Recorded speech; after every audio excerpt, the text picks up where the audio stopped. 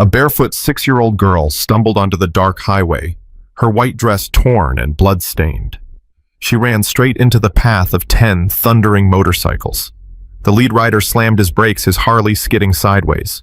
The child grabbed his leather vest with both trembling hands and whispered through sobs, "Please help me. My mother won't get up." Her feet were bleeding. Her eyes held a terror no child should know. Behind her, the forest stretched into blackness.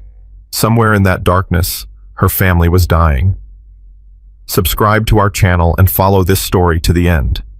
Comment your city below so we can see how far this story travels. The little girl's fingers dug into Forge's leather vest like she was holding on to life itself. "Please," she whispered again. "Please, my mommy won't wake up." Forge killed his engine. Behind him, 9 other Harleys fell silent one by one. The sudden quiet was almost violent after hours of road thunder. "Hey, hey." Forge pulled off his helmet, revealing a weathered face and gray beard streaked with the last light of sunset. "Slow down, sweetheart. What's your name?" "Emma." Her voice cracked. "Emma Brooks." "Okay, Emma, I'm Forge. Can you tell me what happened?" "Mommy fell down and she won't get up, and Noah tried to wake her, but she won't open her eyes, and I walked and walked, and my feet hurt, but I had to find someone because Noah said Mommy might be dying." The words tumbled out in a desperate flood. Forge felt his chest tighten. Tank, the massive biker with arms like tree trunks, was already off his bike. "Jesus Christ, Forge, look at her feet." Forge looked down. Emma's feet were raw and bloody, covered in cuts and dirt. She'd walked miles through rough terrain, barefoot, at 6 years old. "How far did you walk, honey?" Forge asked gently. "I don't know. A long time. Through the woods." Noah said, "Follow the path until I found the big road." Razor stepped forward, his scarred face suspicious. This could be a setup. You know how many times we've heard about ambushes starting exactly like this? "She's 6 years old," Wraith snapped.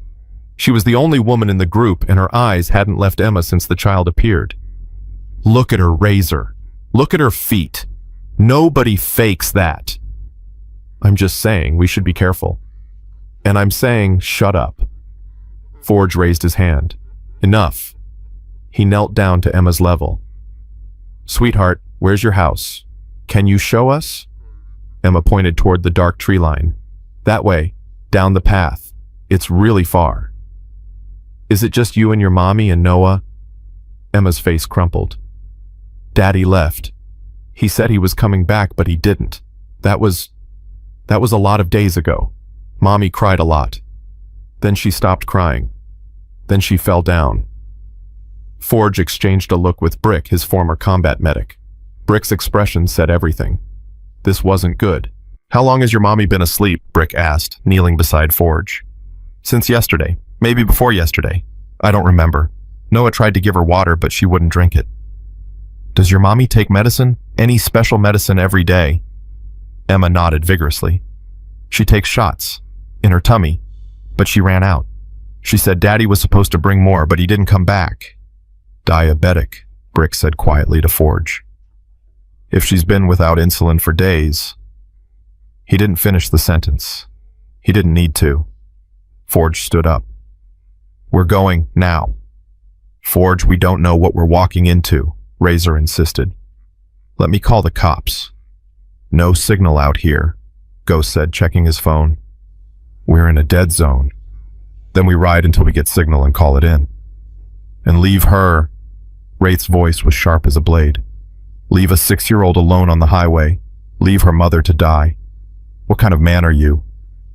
Razor's jaw tightened. The kind who's seen too many brothers die walking into traps. "This isn't Afghanistan." Tank's deep voice rumbled like distant thunder. "This is Tennessee. And that's a little girl with bloody feet who walked God knows how far to find help. We're going." Forge nodded. "We follow the kid. Anyone who doesn't like it can wait here." Nobody moved toward their bikes to leave. Even Razor, despite his protests, wasn't going anywhere. Forge lifted Emma carefully, cradling her against his chest. She weighed almost nothing. When had she last eaten? When did you last have food? "Emma." "I don't remember." Noah gave me some crackers. But that was before Mommy fell down. Before. So at least 2 days. Emma nodded against his shoulder. Forge felt something shift inside him. Something he'd buried deep years ago. The protective fury of a father. He'd failed his own son. Let his marriage crumble. Let his boy grow up without him. But this child right now, right here, he could do something about this. Hold on tight, sweetheart. We're going to help your mommy. He climbed onto his bike with Emma secured in front of him. The other steel guardians mounted up without a word. Engines roared back to life, and they turned toward the dark tree line. The path was barely visible, more of a suggestion than a road. Branches scraped against chrome and leather. Roots jutted up like skeletal fingers trying to grab their wheels, but they pressed on their headlights, cutting thin slices through the darkness. "How much farther, Emma?" Forge called over the engine noise. "I don't know. It felt like forever when I was walking." 10 minutes and Colt pulled up beside Forge. He was the youngest at 26, still carrying that idealistic fire that the older members had long since buried. "Forge, this doesn't feel right. Not the girl I believe her. But something's wrong out here. I can feel it." "I know. What do we do if it's too late?" Forge didn't answer. He couldn't, because he'd been asking himself the same question since Emma grabbed his vest. After nearly 15 minutes of rough riding, Emma suddenly straightened. "There. That's my house." Through the trees, Forge saw it. A farmhouse that might have been white decades ago, now gray and peeling. A porch that sagged like a broken spine. Windows dark except for one faint light on the ground floor. They killed their engines at the edge of the property. The silence rushed back and heavy and suffocating. "Stay behind me," Forge told Emma as he set her down. "Can you walk?" "It hurts." Tank was there immediately. "I got her." He scooped Emma up like she weighed nothing, his massive arms forming a protective cage around her small body. The Steel Guardians moved toward the house in formation. Years of instinct, some military, some harder won, guided their steps. They weren't just bikers. They were veteran survivors, men who'd seen the worst humanity could offer, and somehow kept going. The front door hung crooked on its hinges. Forge pushed it open and the smell hit him immediately. Stale air, rotting food, something sour and sharp underneath it all. "Noah," Emma called out. "Noah, I brought help." A sound from deeper in the house, footsteps small and fast.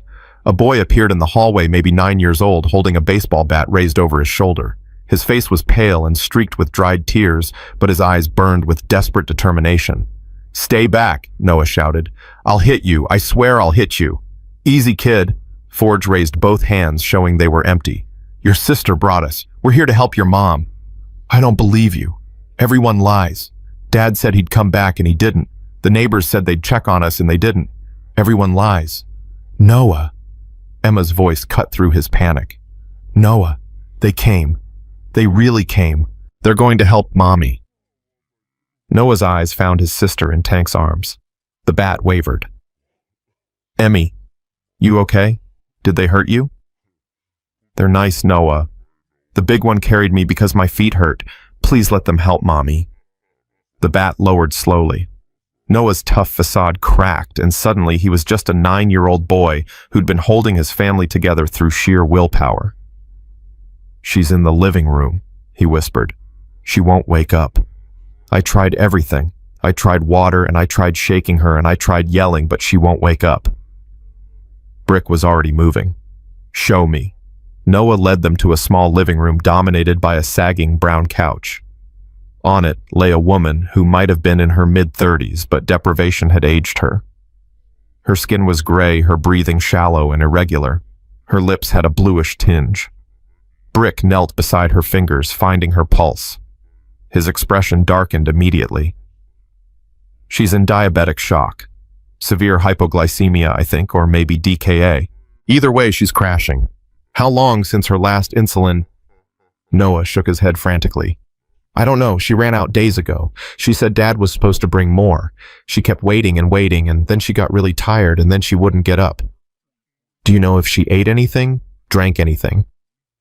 "I tried to make her eat. I made soup from the last can we had. But she couldn't swallow it. It just dribbled out." Brick turned to Forge. She needs a hospital, now. Like 20 minutes ago now. If we don't move her soon...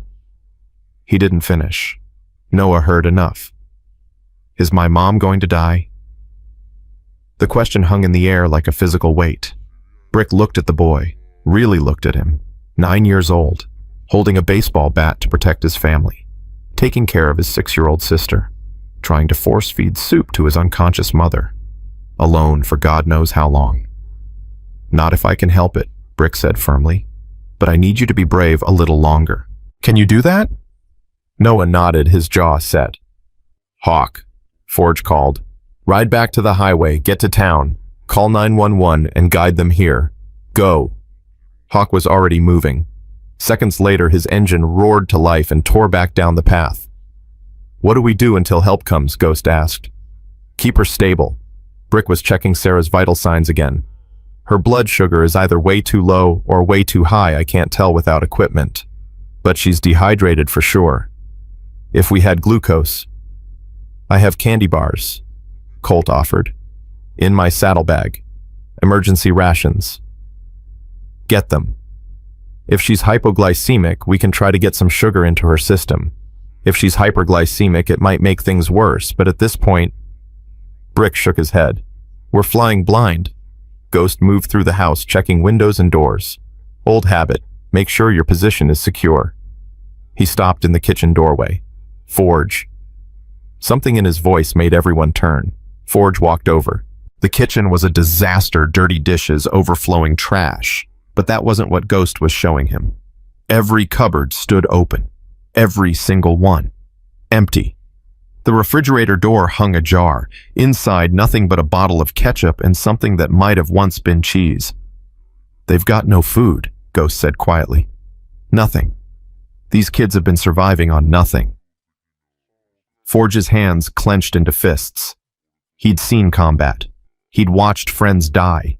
He'd done things that still haunted his nightmares. But this children starving in America, a mother dying because she couldn't afford medicine, a father who abandoned them all, this hit different. Noah. Forge kept his voice steady. When did you last eat, really eat? Noah didn't meet his eyes. Emma needed the food more than me. She's little. That's not what I asked. I don't remember. Maybe 4 days ago. The soup. I had some of the soup before I gave the rest to Emmy. 4 days. This kid hadn't eaten in 4 days, so his sister could have the last scraps. Tank still holding Emma made a sound deep in his chest, something between a growl and a sob. He'd served 3 tours in Iraq. He'd seen children in war zones. He never thought he'd see it here. We have food in our packs, Tank said gruffly. Protein bars, jerky, nothing fancy, but it's something. Can I have some? Emma asked in a small voice. I'm really hungry. Yeah, sweetheart, you can have all of it.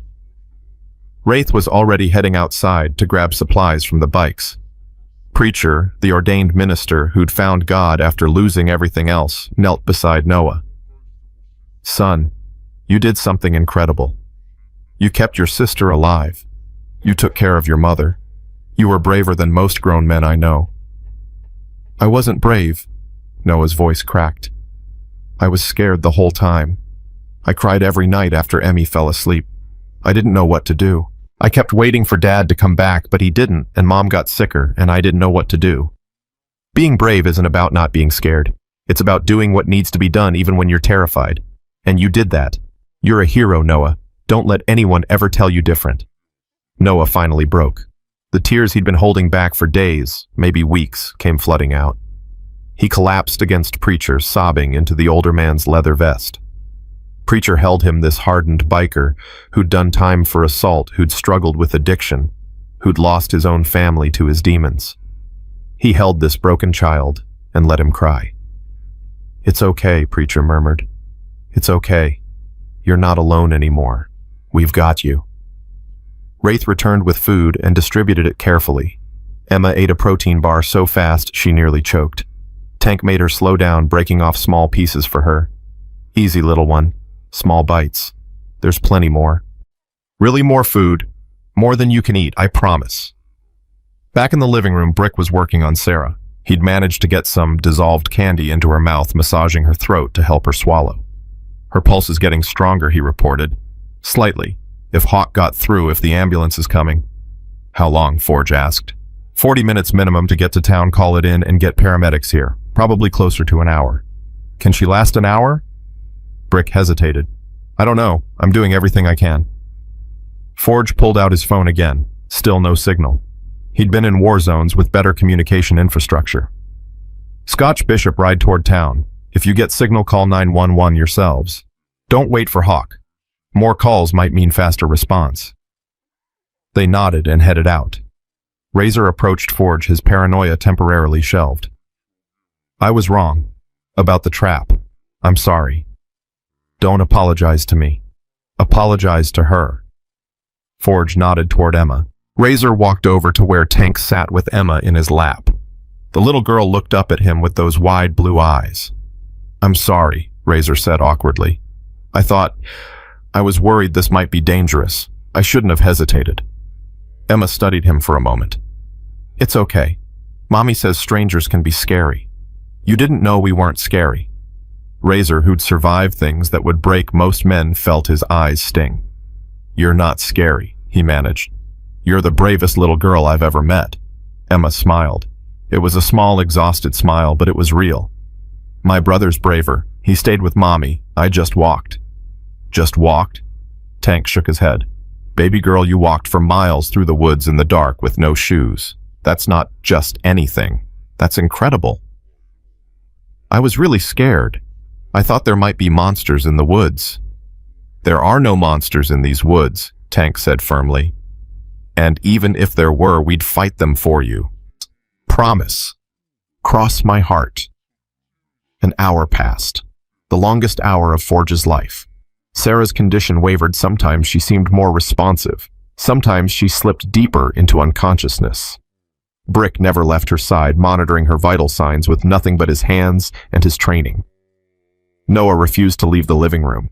He sat on the floor beside his mother, holding her hand, talking to her in a low voice. I'm sorry I couldn't do more, Mom. I tried. I really tried.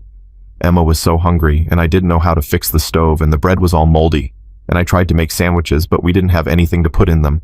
I'm sorry. Please wake up. Please don't leave us like Dad did. Please. Forge stood in the corner watching. Every word from Noah's mouth was a knife in his chest. He thought about his own son. 18 now. A stranger. Forge had missed everything. First steps, first words, first day of school, first heartbreak. He'd been too broken when he came home from overseas. Too angry, too haunted, too lost in the bottle. His ex-wife had been right to leave. Right to protect their son from the monster Forge had become. But knowing that didn't make it hurt less. Now here was this kid, this 9-year-old who'd done everything right, who'd sacrificed for his family, who'd protected his sister, who'd tried so damn hard. And his reward was watching his mother slip away while his father counted money in some other state. Forge made a decision in that moment. He didn't know what it would cost him. Didn't care. Some things mattered more than cost. The sound of sirens shattered the silence. They're here, Colt shouted from the window. I see the lights. The next few minutes were controlled chaos. Paramedics rushed in with equipment and expertise. They took over from Brick, who stepped back with obvious relief.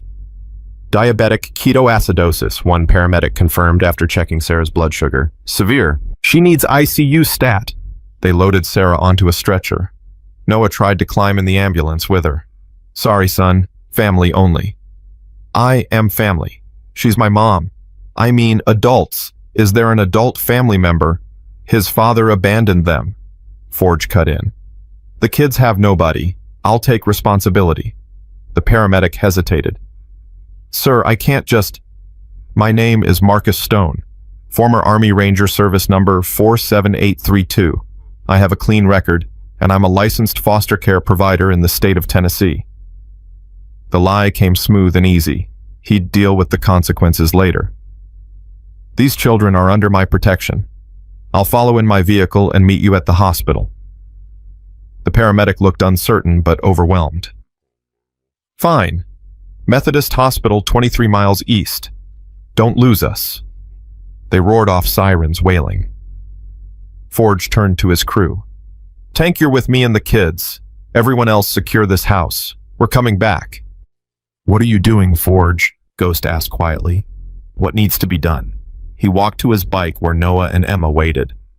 Both children looked terrified all over again. "Is Mommy going to be okay?" Emma asked. "The doctors are going to help her. We're going to follow and make sure she's okay." "What if she dies?" Noah's voice was flat. "Dad left. Mom's dying. What happens to us?" Forge knelt down so he was eye level with both children. "Listen to me, both of you. I don't know what's going to happen tonight. I don't know if your mom's going to be okay. I can't promise you a happy ending because life doesn't always give us those. But I can promise you this. Whatever happens, you're not going to face it alone. Not tonight, not tomorrow, not ever again." "Why?" Noah demanded. "You don't know us. Why would you help us?" Forge took a long breath. "Because a long time ago, someone needed help and nobody came. And I've spent every day since then wishing I could go back and change that. I can't change the past, but I can change right now. And right now you need help. So, I'm here." Noah stared at him for a long moment. Then slowly he nodded. Okay, let's go see your mom." Tank put Emma on his bike, securing her in front of him. Forge did the same with Noah. The boy's arms wrapped tight around Forge's waist. "Hold on, kid. We're going fast." "I'm not scared," Noah said, but his arms tightened. They tore down the dirt path and onto the highway, chasing the fading sound of sirens. At the hospital, chaos resumed. Sarah was rushed into the emergency room. A nurse tried to stop the bikers from entering. "Family only in the ER waiting area." "These are her children," Forge said. "And you are." "I'm the guy who found them starving in a house with an unconscious mother and a father who vanished into thin air. So either you let me stay with these kids, or you explain to CPS why you separated traumatized minors from their only support system." The nurse's eyes widened. She stepped aside. They waited. Hours stretched like taffy. Emma fell asleep in Tank's lap, exhausted, beyond the point of consciousness. Noah fought sleep, his eyes fixed on the ER doors. "She's going to make it," he muttered more to himself than anyone. "She has to make it. She's the only one who didn't leave." A doctor emerged just after midnight, Dr. Amara Singh, according to her badge. She was young, but her eyes were old. "Family of Sarah Brooks." Forge stood. "That's us." Dr. Singh looked at the leather-clad bikers, at the sleeping child, at the boy who was clearly running on fumes and determination. "She's stable. The diabetic ketoacidosis was severe. Her blood sugar was over 500 when she came in. We've got her on IV insulin and fluids. She's not out of the woods yet, but she's fighting. She's going to need to stay in the ICU for at least a few days, possibly longer." Noah made a sound somewhere between a sob and a laugh. "She's okay. She's really okay. She's alive," Dr. Singh said carefully. "The next 24 hours are critical, but yes, right now, she's alive." Noah's legs gave out. Forge caught him before he hit the floor. "Easy, kid. Easy. You hurt her. Your mom's fighting." "I thought she was dead," Noah whispered. "When she wouldn't wake up, I thought I'd killed her somehow. Like maybe I didn't do something I was supposed to do. Like it was my fault." "This isn't your fault. None of this is your fault." Forge's voice was fierce. "You hear me? You did everything right. Everything. Your mom is alive because you and your sister didn't give up. Because Emma walked miles in the dark to find help. Because you kept your family together when any grown man would have fallen apart. This isn't your fault. It's your victory." Noah broke down completely then. Days of terror and responsibility and starvation finally catching up with him. He cried in Forge's arms, ugly, raw, desperate tears that shook his whole body. Tank watched from across the waiting room, Emma still asleep against his chest. His eyes were wet. He didn't try to hide it. Dr. Singh observed the scene quietly. When Noah's sobs finally slowed, she spoke again. There's something else.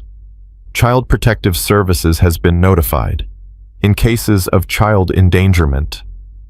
It's not endangerment, Noah said, immediately, panic rising. Mom didn't hurt us. She loves us. She just got sick. I know, sweetheart. But when children are found in unsafe conditions, we have protocols. A caseworker will be here in the morning to assess the situation. Forge's jaw tightened. And what does that mean for the kids tonight? They can stay in the hospital. We have a family room, but they'll need supervision. If there's no family member available... I'll stay, Forge said. I'm not leaving them. Dr. Singh studied him, the leather vest, the tattoos, the hard eyes. Are you a relative? Does it matter? It matters to CPS. Then tell them I'm their uncle. Their long-lost uncle who just found out his sister was dying and his niece and nephew were starving because his piece-of-shit brother-in-law abandoned them. Tell them whatever you need to tell them, but I'm not leaving these kids alone. Something shifted in Dr. Singh's expression. Respect, maybe, or recognition. The family room is down the hall, third door on the left. There's a couch that folds out. I'll make sure no one disturbs you tonight. Thank you. She nodded once and disappeared back through the ER doors. The family room was small but clean. A couch, 2 chairs, a television mounted on the wall. Tank laid Emma on the couch without waking her. Forge guided Noah to one of the chairs. You should sleep, kid. I can't. What if something happens? What if she gets worse? If anything changes, the doctors will tell us. But you're no good to your mom or your sister if you collapse. You've been strong long enough. Let someone else be strong for a while. Noah's eyes, so much older than 9, searched Forge's face. Why are you doing this? Really? Forge sat down heavily in the other chair. I had a son once. Still do technically, but he won't talk to me. I wasn't there for him when he needed me. I was too broken, too selfish, too lost in my own pain. I let him down. Let him grow up without a father because I couldn't get my act together. He paused. I can't go back and fix that. But maybe I can be here for someone else. Maybe that counts for something. Noah was quiet for a long time. I used to pray for my dad to come back, he finally said. Every night. I thought if I prayed hard enough, God would make him come home. But he didn't. And then I stopped praying because I figured God wasn't listening. Maybe God sent us instead. Noah almost smiled. Almost. Weird angels. The weirdest. Now sleep. Doctor's orders. Noah's eyes finally closed. Within minutes, his breathing deepened. The exhaustion had won. Forge sat in the dim room listening to 2 children sleep. Outside, the rest of his crew waited in the parking lot, refusing to leave until they knew everyone was safe. His phone buzzed. A text from Ghost. House is secured. Found some things. You're going to want to see them, but it can wait until morning. Forge typed back, what kind of things? The dad didn't just leave. He cleaned them out. Bank accounts, car, everything. And there's more. I think he's wanted. Forge felt the cold anger settle into his bones. The kind of anger that had driven him through 3 combat tours. The kind that didn't burn hot, it froze solid and waited. Find out everything you can. Already on it. Forge put the phone away and looked at the sleeping children. Whatever came next, CPS hospitals, courts the missing father, he'd face it. They all would. Because some debts could never be repaid. And some promises once made could never be broken. A 6-year-old girl had stumbled out of the darkness with bleeding feet and a desperate plea. And for once in his miserable life, Marcus Forge Stone was going to answer. Forge didn't sleep that night. He sat in the dim family room watching the children breathe.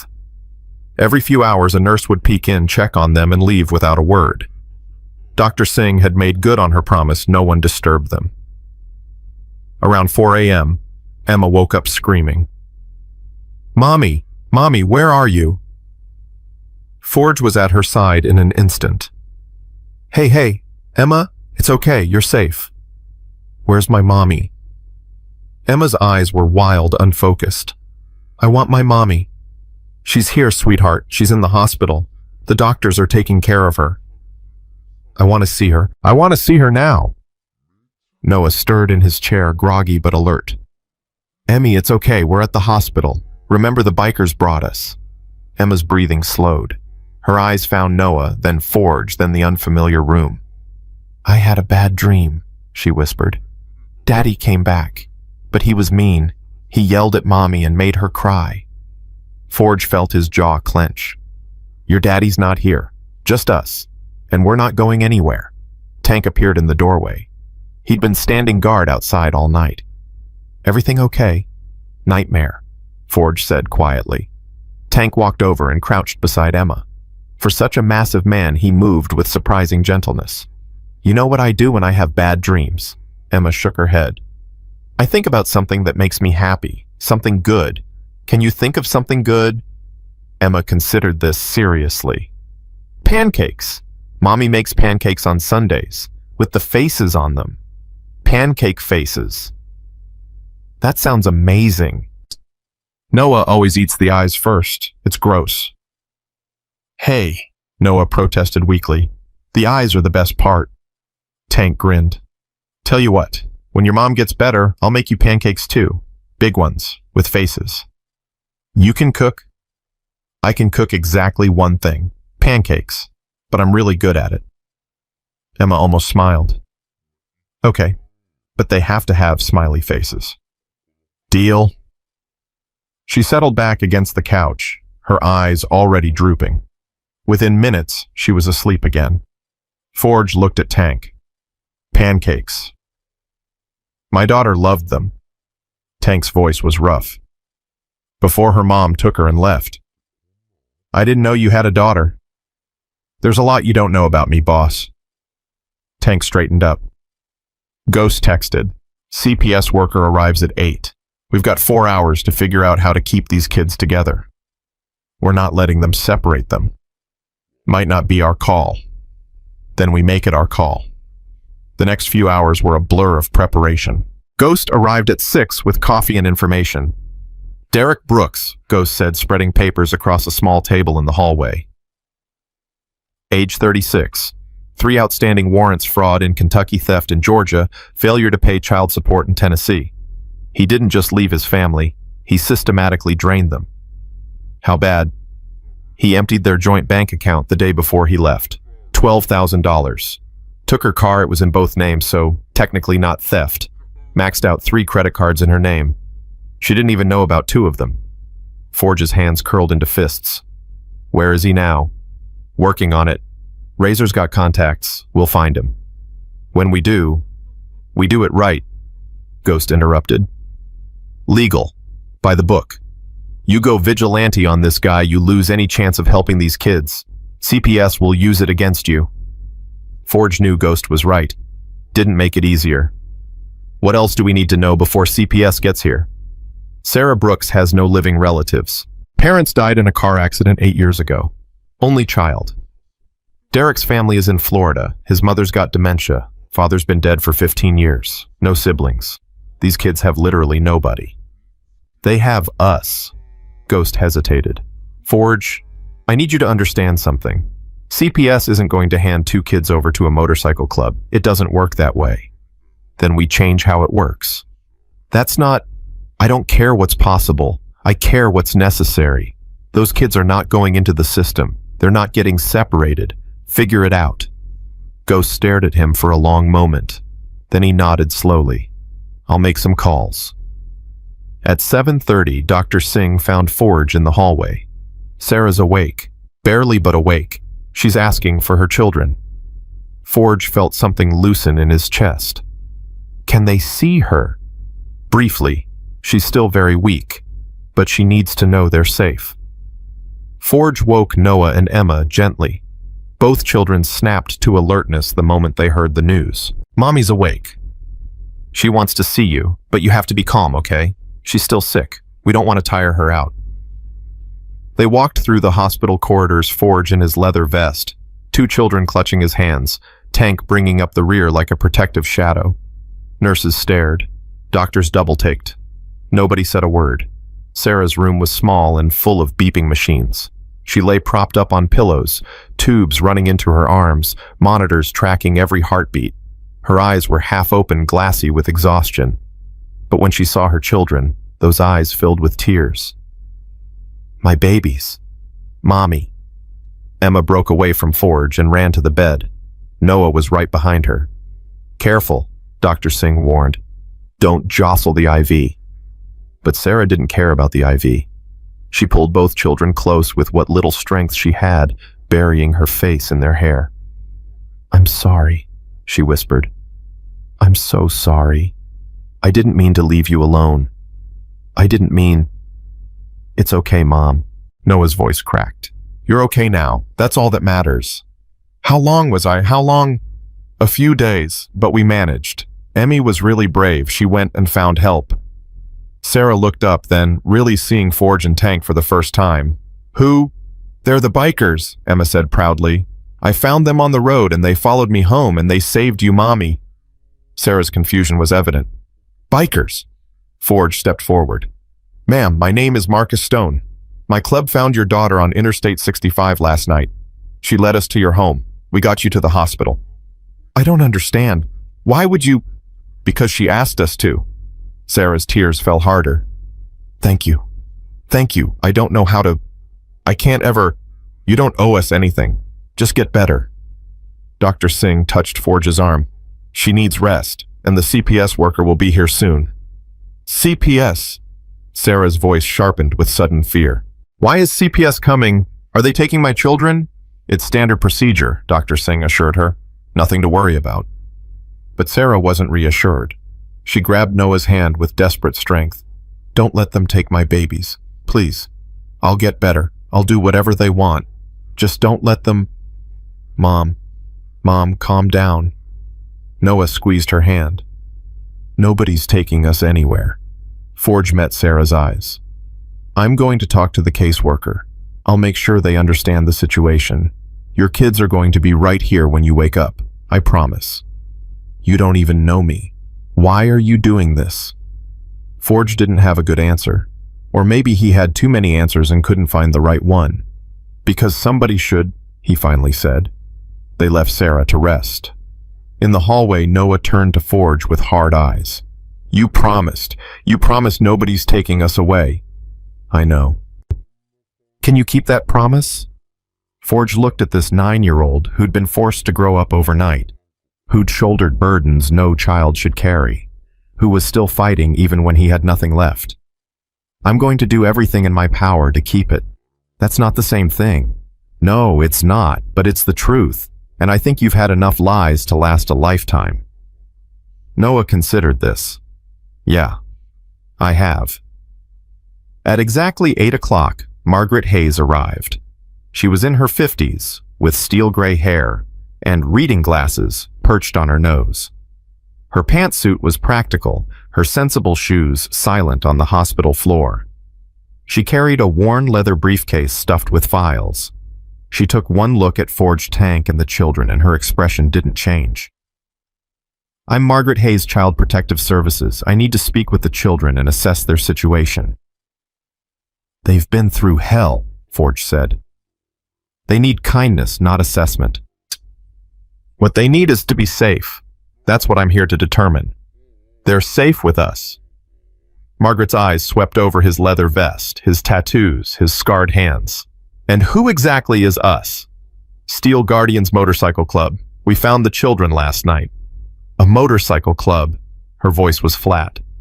"You expect me to believe a motorcycle club is an appropriate guardian situation for 2 traumatized children?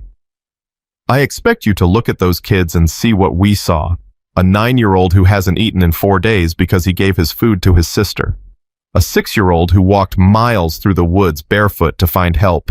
A mother dying because her husband stole everything and left them to starve. I expect you to look at all of that and understand that sometimes appropriate isn't what matters. Sometimes what matters is who shows up." Margaret studied him for a long moment. "You're very passionate." "I'm very tired. There's a difference." Something almost like a smile flickered across her face. "Mr. Stone, I've been doing this job for 23 years. I've seen every kind of situation you can imagine, and some you can't. I've seen children in conditions that still give me nightmares. I've also seen well-meaning people make situations worse because they didn't understand the system. Then help us understand it. That's what I'm here to do. She turned to the children.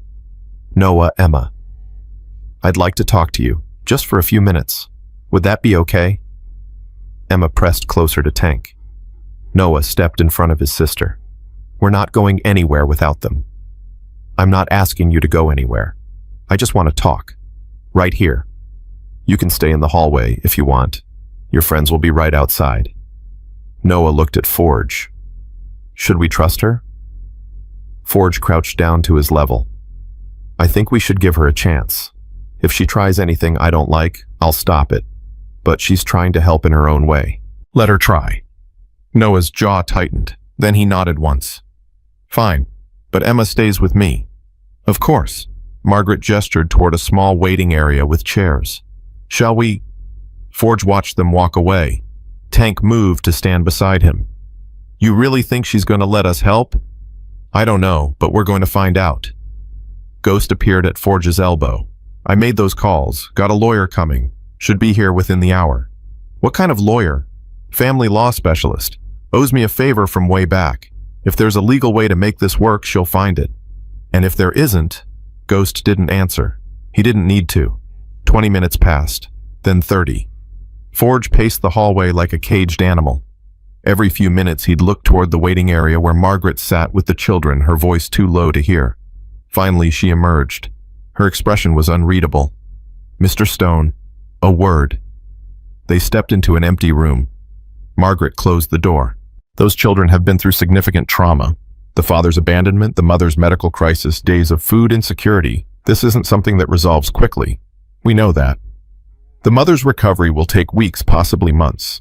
She'll need ongoing medical care, mental health support, a stable living situation. Right now, she has none of those things. The house is uninhabitable. She has no income, no vehicle, no family support. We can help with all of that. A motorcycle club. A group of veterans, former soldiers, medics, law enforcement, men who've served their country and know how to serve their community. Margaret's eyebrow raised. That's an interesting way to describe a biker gang. We're not a gang. We're a club. There's a difference. Enlighten me. Forge took a breath. Gangs exist to take. We exist to give. Every member of my club has served in the military. We ride together because it helps us deal with what we've been through. We do charity rides for veterans' causes. We're not perfect. Some of us have made mistakes, done time, hit bottom hard. But we pulled ourselves back up, and we help each other stay standing. That's a lovely speech. It's not a speech, it's the truth. Margaret was quiet for a moment. I've been doing this job long enough to know that unconventional solutions sometimes work better than traditional ones. The system isn't perfect. Foster care isn't perfect. Sometimes children slip through cracks that the system was supposed to prevent. So what are you saying? I'm saying that those children clearly feel safe with you. They trust you in a way that surprised me given how recently you came into their lives.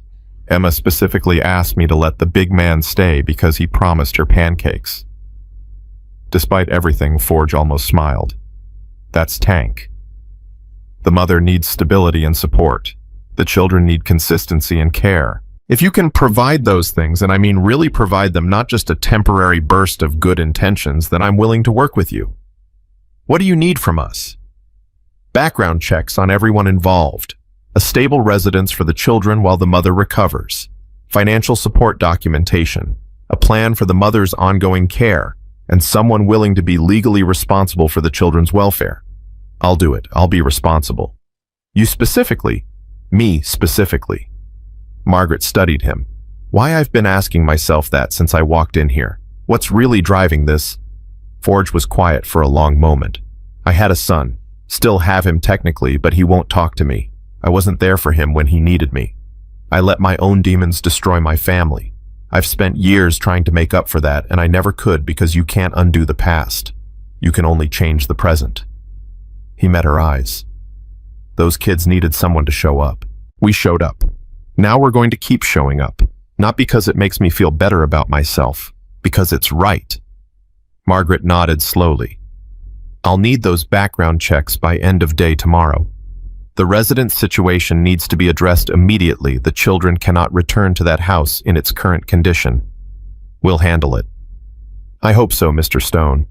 Because if you let those children down after everything they've been through, I will personally ensure you never forget it. Fair enough. She handed him a business card. My direct line. Call me with updates. And Mr. Stone. Yeah. Don't make me regret giving you a chance. She walked away, heels clicking on the linoleum.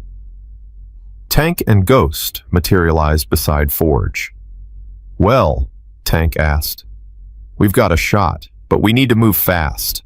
Background checks, housing situation, financial support. She wants it all by tomorrow. Tomorrow, Ghost whistled. That's tight. Then we get it done. Call everyone in. This is all hands on deck.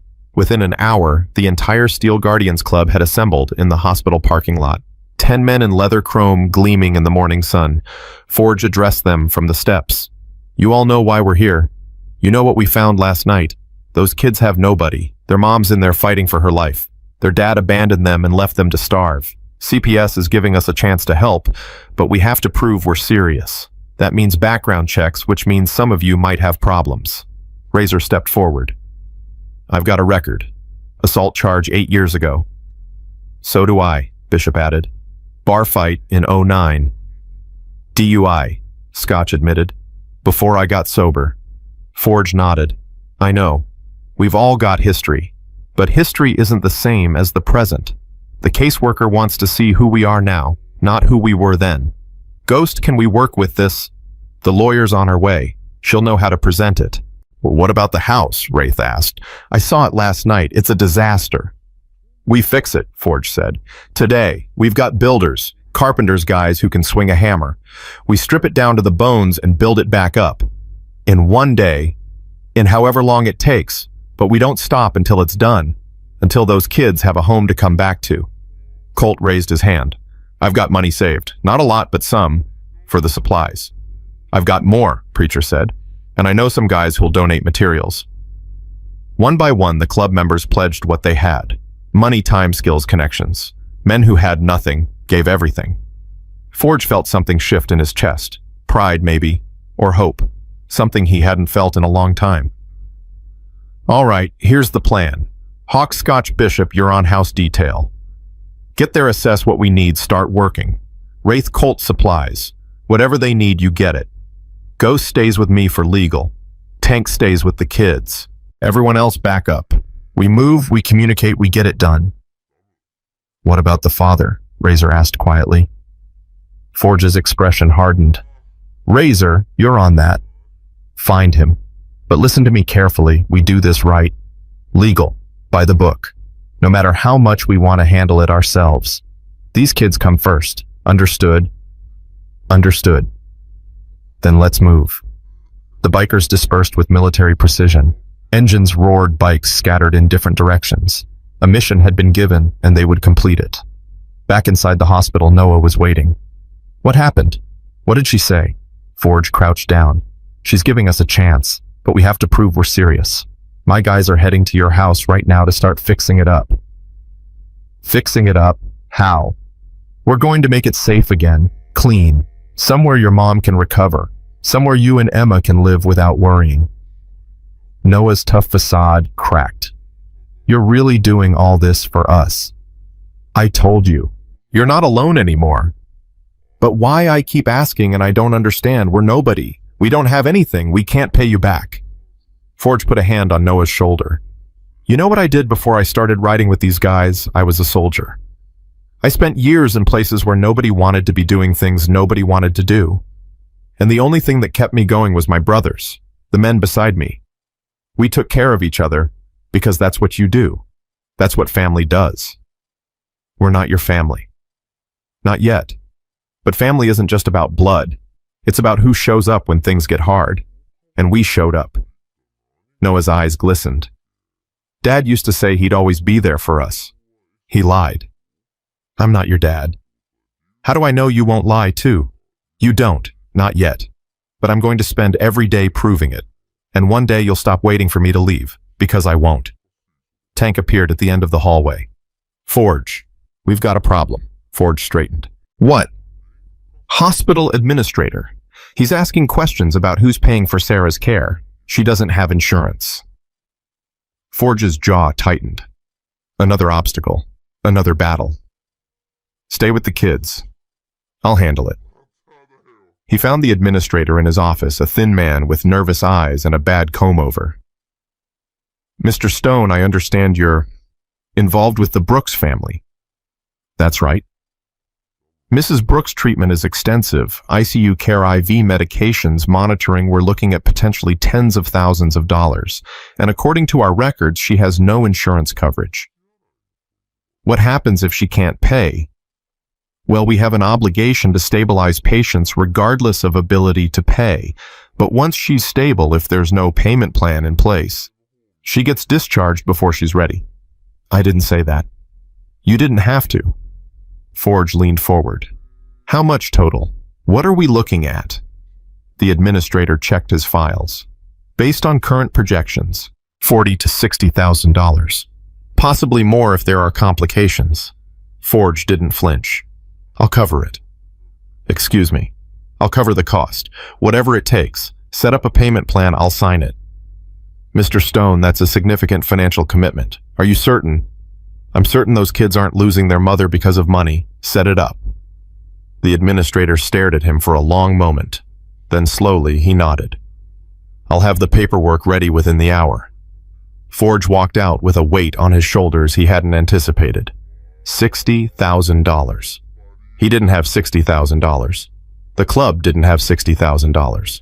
But he'd figure it out. Somehow. Ghost found him in the corridor. Lawyer's here. Victoria Chen. She's good, Forge. Really good.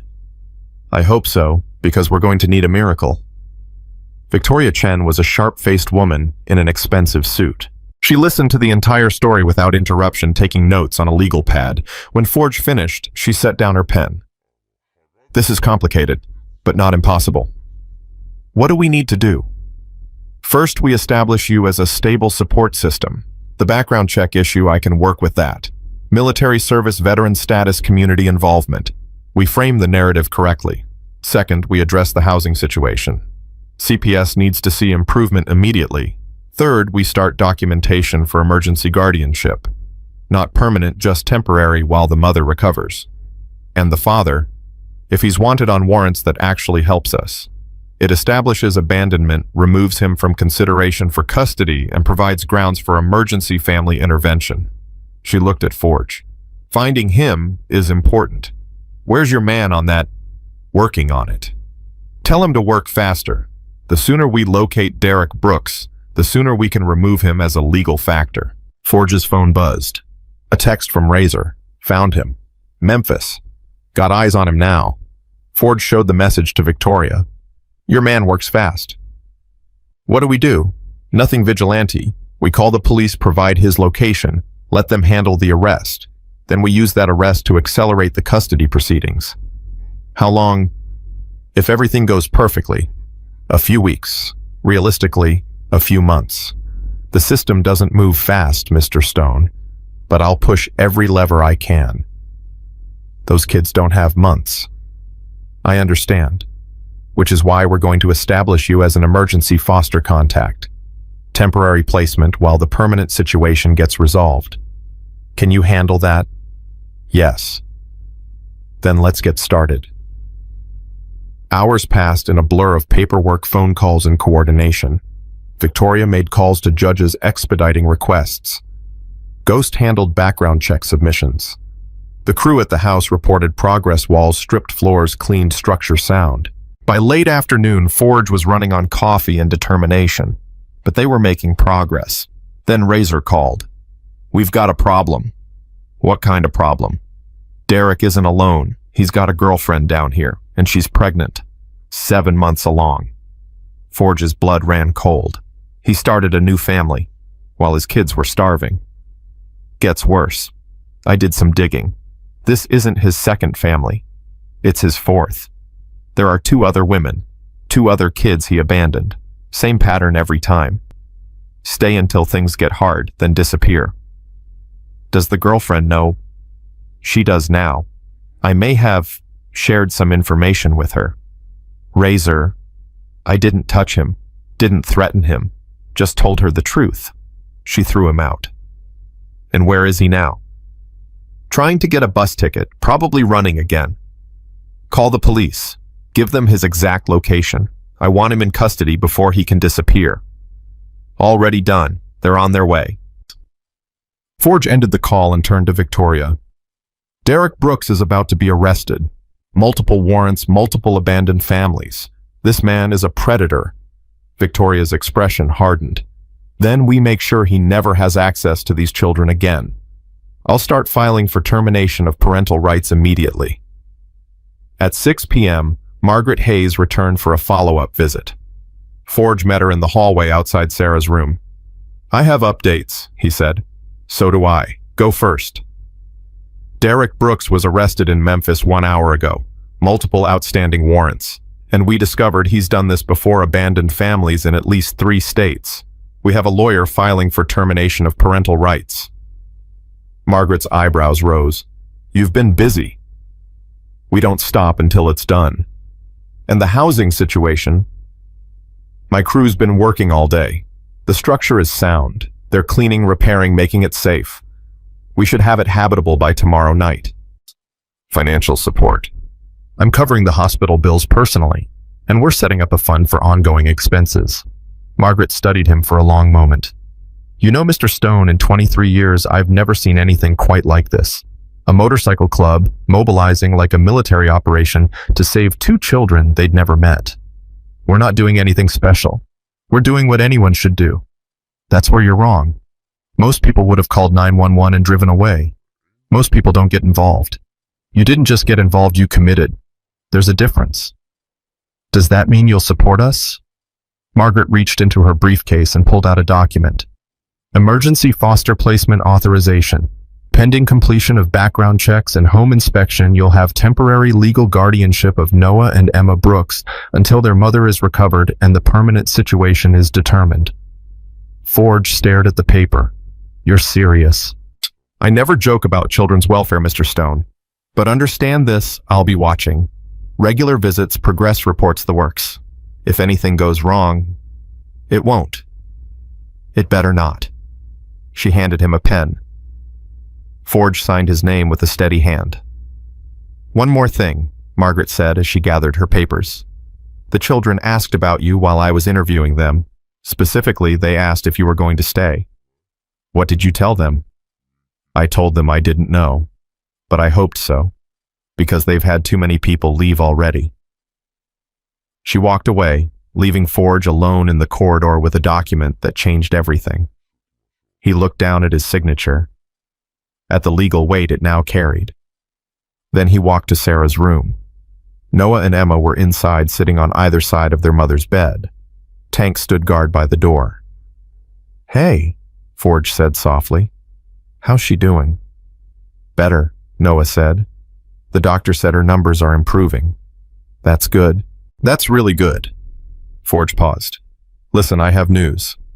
The lady from CPS, she's going to let you stay with us, temporarily, while your mom gets better. Emma's face lit up. Really? We get to stay with you? If that's okay with you. Noah's expression was harder to read. What does that mean exactly? It means when your mom's ready to leave the hospital, you'll have a home to go to. A real home. We're fixing up your house right now, and until then, you'll stay with me and the club.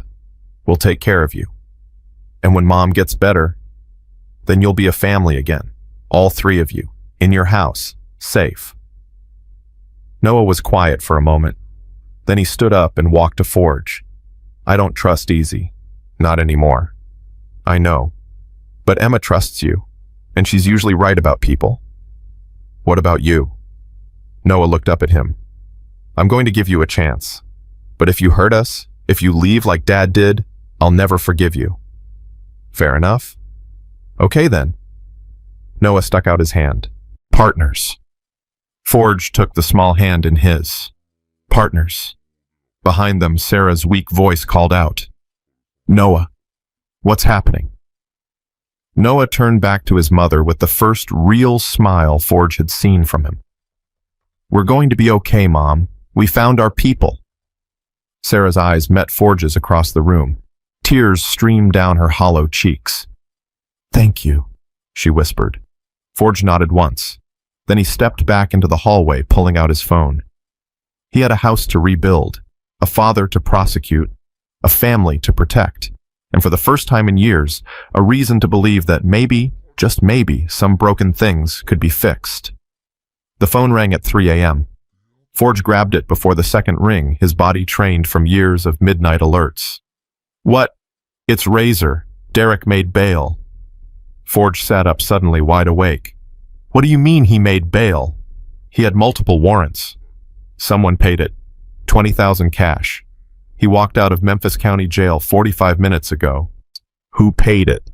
"Working on that, but Forge, he's gone. We lost him." Forge threw off the covers and grabbed his boots. How the hell does a man with no money post 20,000 in bail? "He's got help. Someone's backing him." "Find out who, and find out where he's going." "Already on it, but there's something else." "What?" Before he posted bail, he made a phone call to a lawyer named Vincent Mercer. Forge's blood went cold. Vincent Mercer was notorious in Tennessee, a lawyer who specialized in getting custody for deadbeat fathers. He'd built his career arguing that mothers were unfit, that children belonged with their fathers regardless of circumstances. He won more than he lost. Derek's coming for the kids. That's what I'm thinking. He abandoned them.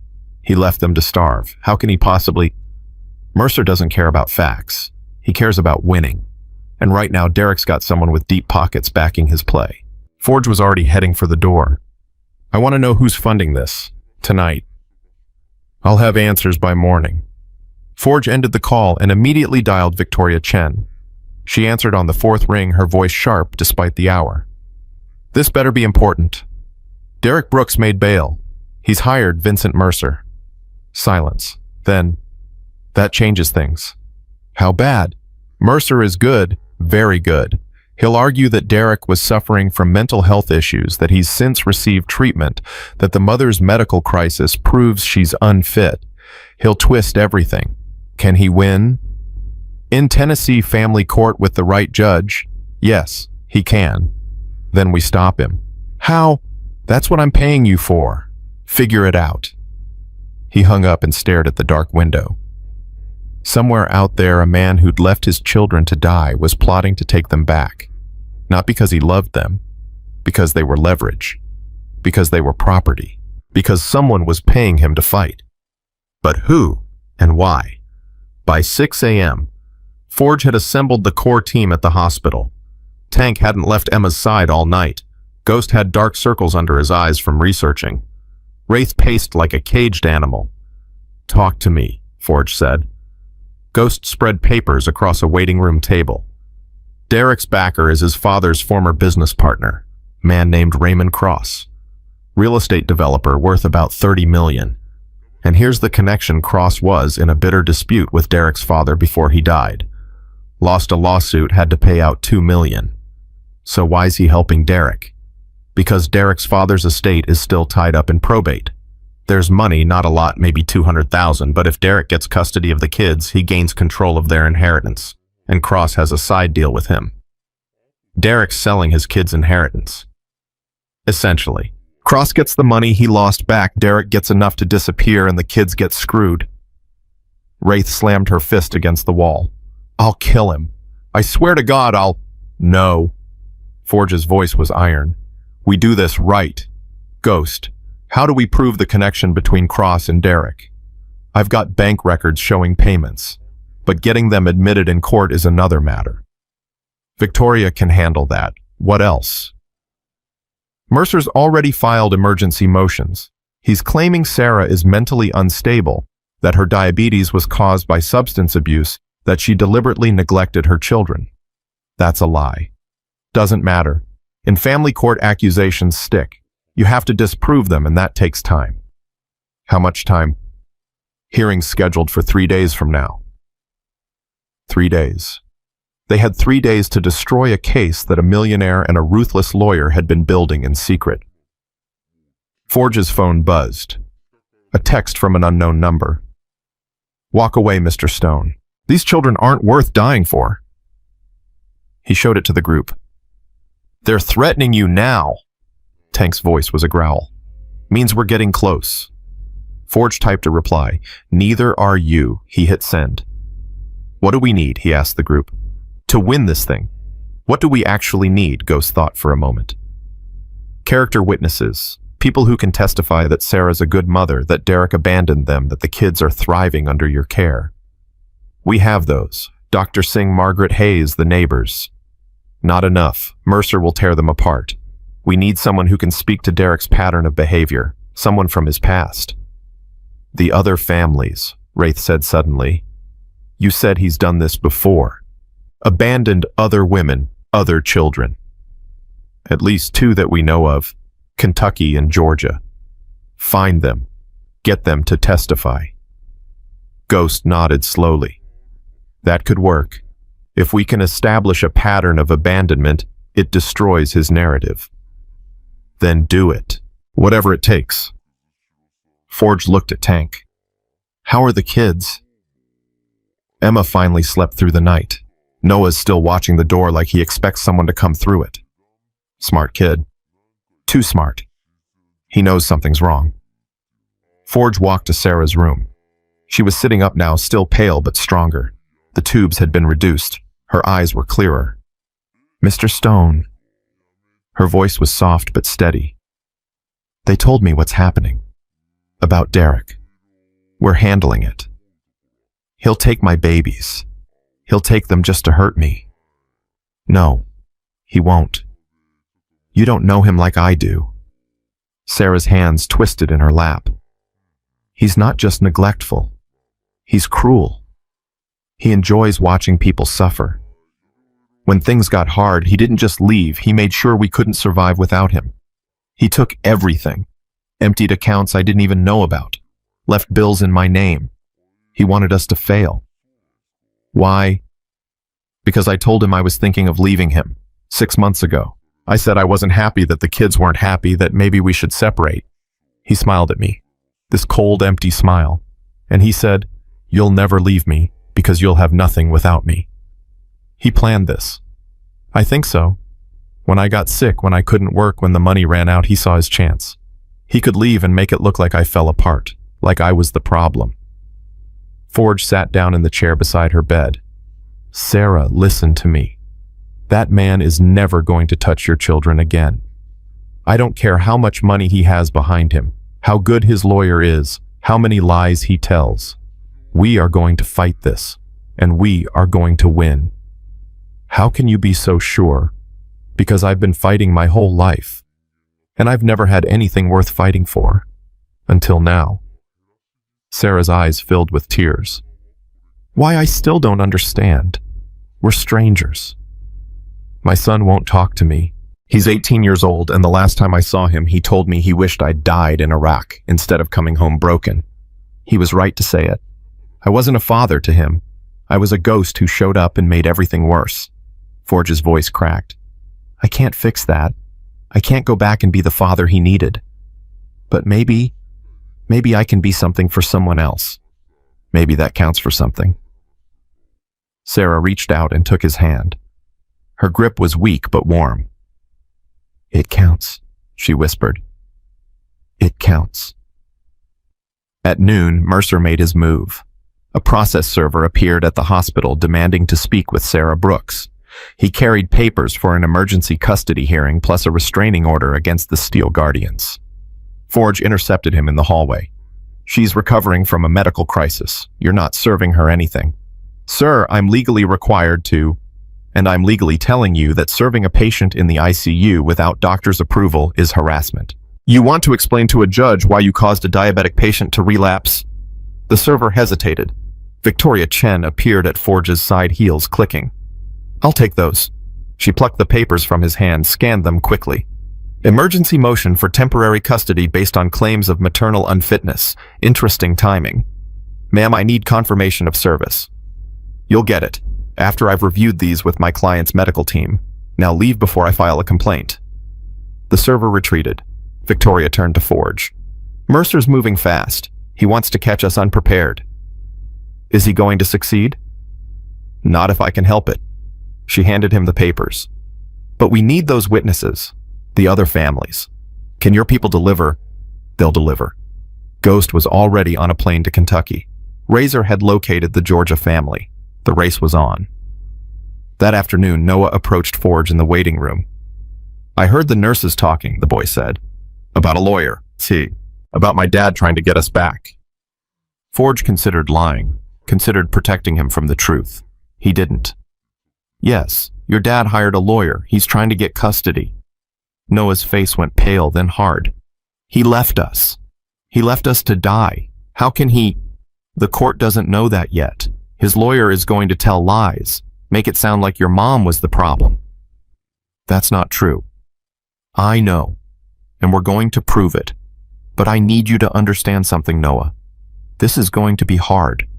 There might be a hearing. You might have to talk to a judge, tell them what really happened." "I'll do it." "You don't have to." "I said I'll do it." Noah's voice was fierce. "Dad thinks he can take us. After everything. He doesn't know who he's messing with." Forge almost smiled. "No, he doesn't." "What do you need me to do?" "For now, take care of your sister. Be strong for her. Don't let her see you scared." "I'm not scared." "Yes, you are. And that's okay." "Brave isn't about not being scared. Remember," Noah nodded slowly, "it's about doing what needs to be done anyway." "That's right." "Then I'll be brave. For Emmy. For Mom." He walked back to his mother's room with his shoulders squared, looking older than any 9-year-old should. Forge watched him go and made a silent promise. No one was taking that kid, not while he was still breathing. At 6 p.m., Ghost called from Kentucky. "Found her, Lisa Dawson, Derek's second wife. She's willing to talk." "What's her story?" "Same pattern. Married her young, had a kid. Things got hard, he disappeared. Cleaned out their accounts first. She lost her house. Spent 2 years homeless with a toddler." "Where's the kid now?" "Teenager, living with Lisa's parents. She never recovered financially, but she survived. And Forge, she's angry. Really angry. She wants to testify." "Get her here." "Already booked flights. She'll be in Tennessee tomorrow morning." "What about Georgia?" "Razor's working on it. That one's more complicated. The woman remarried doesn't want to dig up the past. Make her understand what's at stake." "We're trying." That night, Emma woke up crying again. Tank was there immediately, but she pushed him away. "I want my mommy. I want my real mommy." Tank looked helpless. For all his size and strength, he couldn't fix this. Couldn't hold together a family that had been shattered long before he arrived. Forge stepped in. "Emma, hey, look at me." She looked up, tears streaming. "Do you remember what I promised you that first night? You said you wouldn't leave." "That's right. And I'm still here. Your mom is still here. Noah is still here. We're all still here. Nothing's going to change that." "But the man said Dad wants us back." "I don't want to go with Daddy. He's mean. He yelled at Mommy. He made her cry." "You're not going anywhere with him. I promise." "You can't promise that." "Adults always break promises." The words hit Forge like a physical blow. 6 years old, and she'd already learned that adults couldn't be trusted. "You're right," he said quietly. "I can't promise for sure. Bad things happen sometimes, and we can't always stop them. But I can promise I'll fight. Every single day. With everything I have. And I don't lose fights, Emma. Not the ones that matter." Emma studied him with those 2 old eyes. "Do I matter?" "More than anything in the world." She reached out and wrapped her small arms around his neck. "Okay," she whispered. "I believe you." Forge held her until she fell asleep. He didn't let her see the tears in his own eyes. The next morning, Lisa Dawson arrived at the hospital. She was in her 30s but looked older, worn down by years of struggle. Her eyes had the same haunted look Forge saw in combat veterans. "You're the biker," she said. The one who found Sarah's kids. That's right. I didn't believe it when your man called. Derek always lands on his feet. Always finds some new woman to destroy. I stopped hoping someone would stop him years ago. We're going to stop him now, Lisa laughed bitterly. You don't know him. He's charming. In court, he'll seem like the perfect father. He'll cry. He'll apologize. The judge will eat it up. Then we show the court who he really is. That's why you're here. I've tried that before. Nobody believed me. They'll believe you now, because you're not alone anymore. There are others. Same story. Same pattern.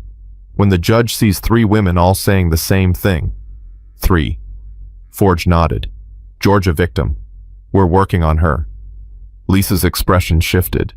Something that might have been hope flickered in her eyes. If I testify, if it works, you're really going to keep those kids safe. I'm really going to keep them safe. I have a daughter. She's 14 now. She doesn't remember him. That's the only gift he ever gave us, leaving before she could remember. Lisa took a shaky breath. I'll testify. I'll tell them everything. Thank you. Don't thank me yet. Mercer's destroyed people on the stand before. I might not be strong enough. You walked out of your house with nothing but a toddler and survived 2 years homeless. You're strong enough. Lisa met his eyes. You really believe that? I really do. At 2 p.m., Razor called with bad news. Georgia woman won't testify. Her new husband doesn't want her involved. Says it'll ruin their family. Forge bit back a curse. Did you explain what's at stake? I explained everything. She's scared, Forge. Derek messed her up bad. She's got a new life now, and she won't risk it. We need her. I know, but I can't force her. Forge thought for a moment. Give me her number. You're going to call yourself... I'm going to try something else. He dialed the number. A woman answered on the 3rd ring. Who is this? My name is Marcus Stone. I'm trying to stop Derek Brooks from taking his children. Silence. I don't want to talk about him. I understand. I'm not asking you to testify. I'm asking you to listen. Listen to what? There's a 6-year-old girl named Emma. She walked 3 miles through the woods barefoot to find help because her mother was dying. Her feet were bleeding when she found us. She grabbed my jacket and whispered, "Please help me. My mother won't wake up. She's 6 years old and she saved her family because her father left them to die." The woman was quiet. There's a 9-year-old boy named Noah. He didn't eat for 4 days so his sister could have the last of the food. 4 days. A 4th grader. He held his family together through sheer willpower because no one else was there to do it. Stop. Derek did this. He's done it before to you, to Lisa Dawson, to God knows how many others. And now he's coming back. Not because he wants these kids, because he wants their money, because he wants to win. I can't, her voice cracked. You don't understand. I have a life now, a husband who doesn't know, kids who don't know. If I testify, your kids don't know. They have a half-brother somewhere, a half-sister. Please don't. I'm not judging you. I understand wanting to protect your family. But right now there are 2 children who might lose everything because the people who know the truth are too afraid to speak it. Long silence. Forge could hear her breathing ragged and uneven. I'll think about it. The hearing is in 2 days. I know. I'll think about it. The line went dead. Forge stared at his phone. It wasn't a yes, but it wasn't a no either. He'd take it. That evening, Sarah was moved out of the ICU. Dr. Singh called it remarkable progress. Her blood sugar had stabilized, her strength was returning, her mind was clear. But she was still weak, still fragile. She needs at least 2 more weeks of recovery before she can be discharged, Dr. Singh told Forge. And even then, she'll need significant support. She'll have it. The hearing is in 2 days. Will she be able to attend? Can she bow physically, maybe? It would be extremely draining, but psychologically... Dr. Singh hesitated. Seeing Derek might set back her recovery significantly. Can she testify remotely? I can provide medical documentation explaining why that's necessary. Whether the judge accepts it is another matter. Another obstacle. Another battle. But they kept fighting. At 10 p.m., Victoria Chen called with unexpected news. Cross pulled his funding. Forge blinked. What? Raymond Cross. He's backed out of the deal with Derek, withdrew his financial support completely. Why? I may have had a conversation with his wife, showed her some documents regarding her husband's plans. She was unhappy. You went to his wife. Sometimes the legal approach isn't enough. Mrs. Cross had no idea her husband was funding a custody battle for a man who abandoned his children. She made her feelings very clear. Cross backed off within the hour. So Derek's on his own now. Without money, without backing, Mercer might drop the case entirely. He doesn't work for free. For the first time in days, Forge felt something like hope. What happens if Mercer drops? The emergency motion disappears. We proceed with our original plan. Sarah gets custody. You get emergency foster authorization. Derek gets nothing. It's over. Not yet. Let's see what Mercer does in the morning. But morning brought no relief. Mercer didn't drop the case. He doubled down. He's doing it pro bono now, Victoria reported, her voice tight. Taking the case for publicity. If he wins this, it establishes him as the go-to lawyer for fathers' rights nationwide. So it's not about Derek anymore. It was never about Derek. It's about winning, about proving his theory that the court system is biased against fathers. And he's using two traumatized children to make his point. Welcome to family court. The hearing was tomorrow, 24 hours to prepare for the fight of their lives. Forge gathered everyone in the hospital waiting room. Tank Ghost Wraith Razor, the whole crew.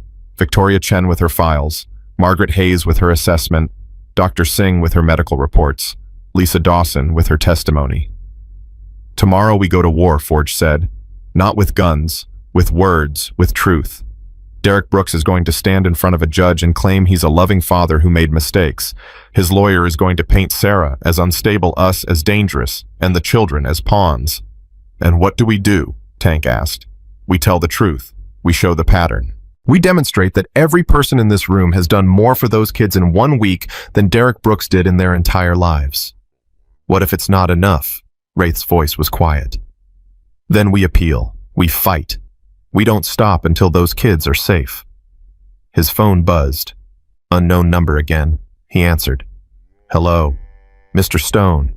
A woman's voice. Southern accent. Trembling.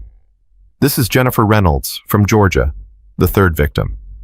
Yes. I thought about what you said. About Emma and Noah. About speaking the truth. A long pause. I'm getting on a plane tonight. I'll be at the hearing tomorrow. Forge closed his eyes. Thank you. You don't know what this means. Maybe I do. Maybe I needed to stop running. Maybe we all do. She hung up. Forge looked at his crew. We just got our third witness. Something shifted in the room. Not just hope, determination. Tomorrow they would face a man who destroyed families for sport. Tomorrow they would fight for 2 children who'd already survived more than most adults could handle. Tomorrow they would either win or lose everything. But tonight they prepared.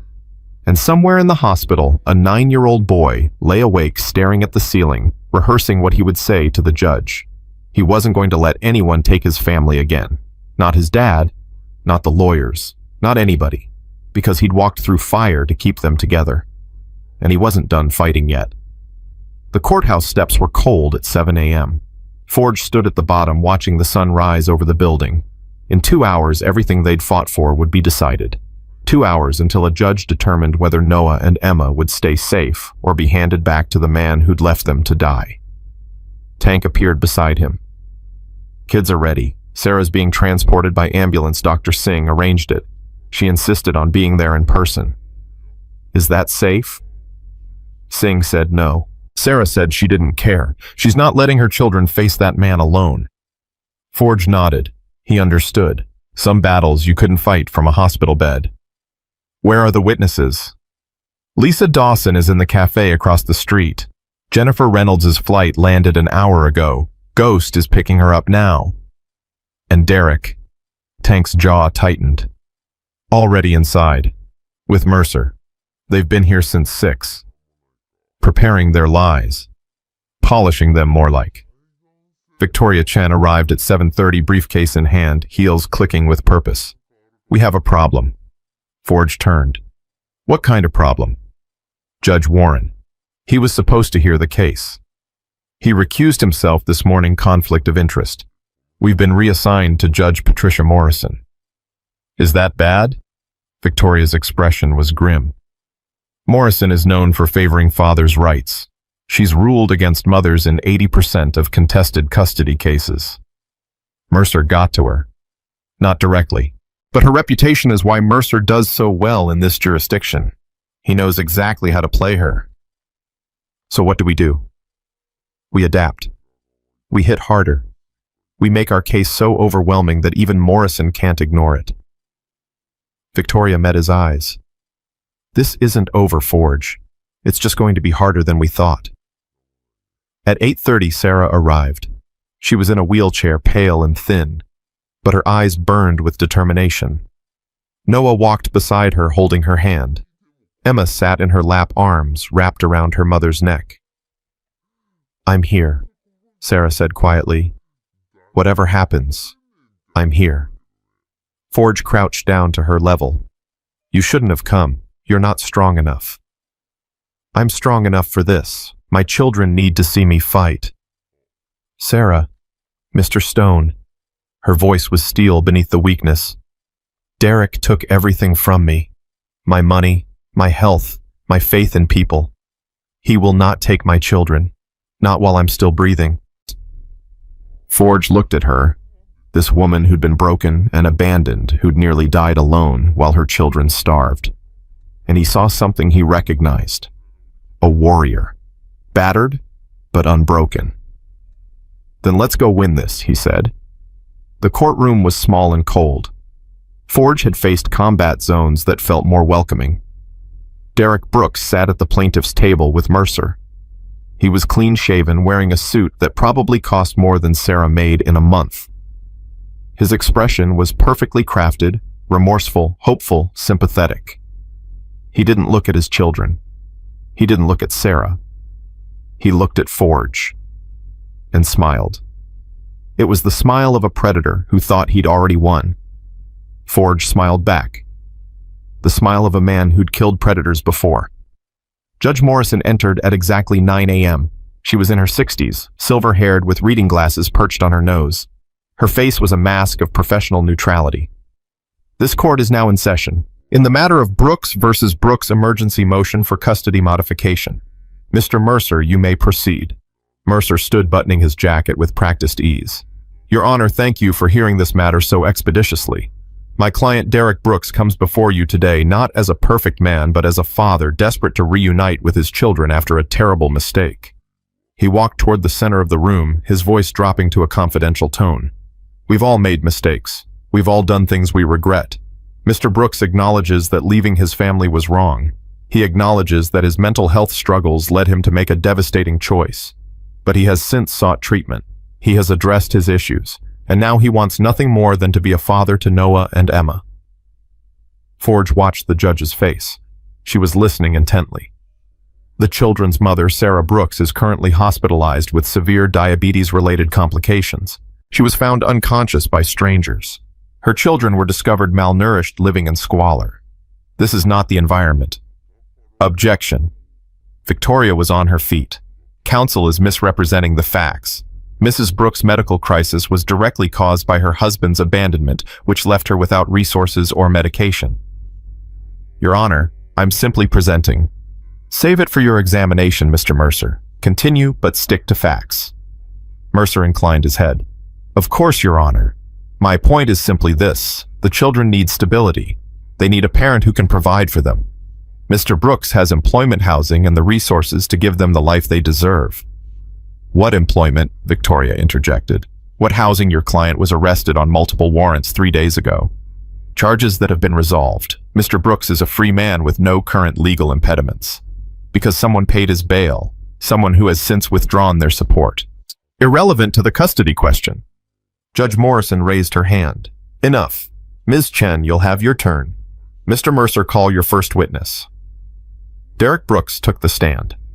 He was good. Forge had to admit, his voice trembled at exactly the right moments. His eyes glistened with perfectly timed tears.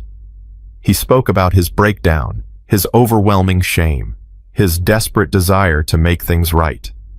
"I know I failed them," Derek said, dabbing at his eyes. "I know I wasn't there when they needed me. But I've changed, I've gotten help, and all I've ever wanted, is to be their father again." Mercer nodded sympathetically. "And what about the mother, Sarah Brooks?" Derek's expression shifted to carefully crafted concern. "I love Sarah. I always will. But she's sick. Really sick. Even before I left, she was struggling. The diabetes was out of control. She couldn't work. She couldn't take care of herself, let alone 2 children." "That's a lie!" Noah's voice cut through the courtroom. Everyone turned. The boy was on his feet, fists clenched. "You're lying.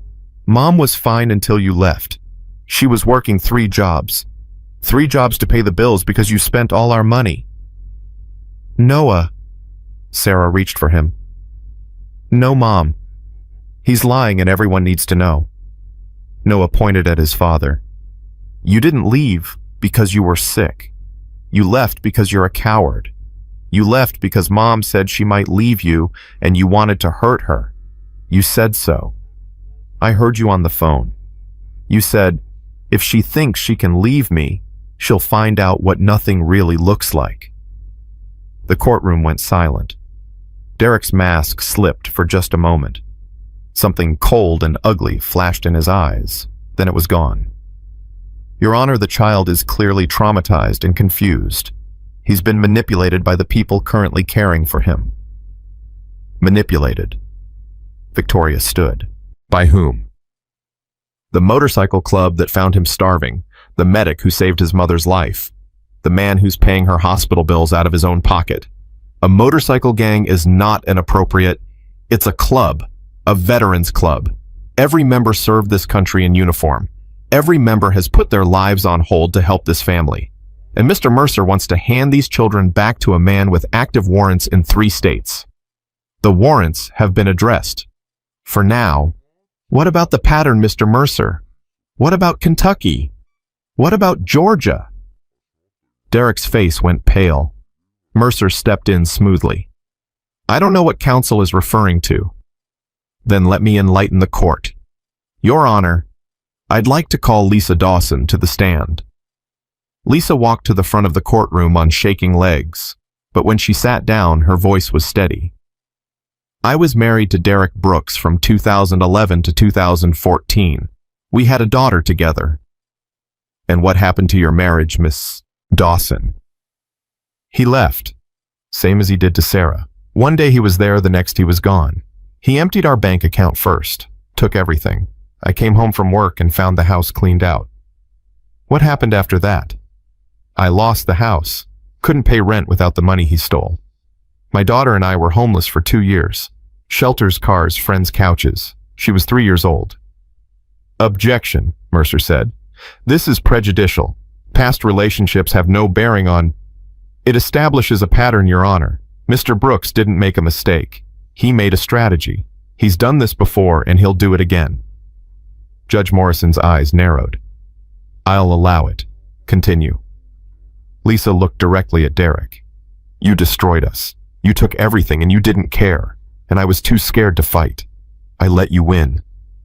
Her voice hardened. "But not this time. This time someone's going to stop you." Victoria nodded. "Thank you, Ms. Dawson. Your Honor, I'd like to call Jennifer Reynolds." Jennifer was younger than Lisa, but her eyes carried the same weight. "I met Derek in 2017. We were together for 2 years. I had a son from a previous relationship. Derek said he wanted to be a father to him. What happened? Same thing. He got bored. Or maybe he got what he wanted, access to my savings. One morning I woke up and he was gone. So was $12,000 from my retirement fund. How did that affect your family? My son asked where Daddy went for 6 months, every single day. Where's Daddy? When's Daddy coming back? How do you explain to a 4-year-old that Daddy was never real?" Derek shifted in his seat. The mask was cracking. "Did you report the theft?" "I tried. Police said it was a civil matter. We were living together, so the money was technically shared property. Jennifer's voice broke. He stole from me, abandoned my son, and there was nothing I could do about it. Victoria turned to the judge. Your Honor, I have documentation of 7 additional women who have reported similar experiences with Mr. Brooks over the past 15 years. 7 women, 7 abandoned families, at least 5 children left without fathers. That's hearsay, Mercer protested. It's pattern evidence, and it's devastating. Judge Morrison studied the papers Victoria handed her. Her expression was unreadable. I'd like to hear from the children, she said finally. Noah Brooks, please approach. Noah walked to the witness stand with his shoulders squared. He looked small in the big chair, but his eyes were fierce. Noah, do you understand why we're here today? Yes, ma'am. My father wants to take us away. How do you feel about that? I don't want to go with him.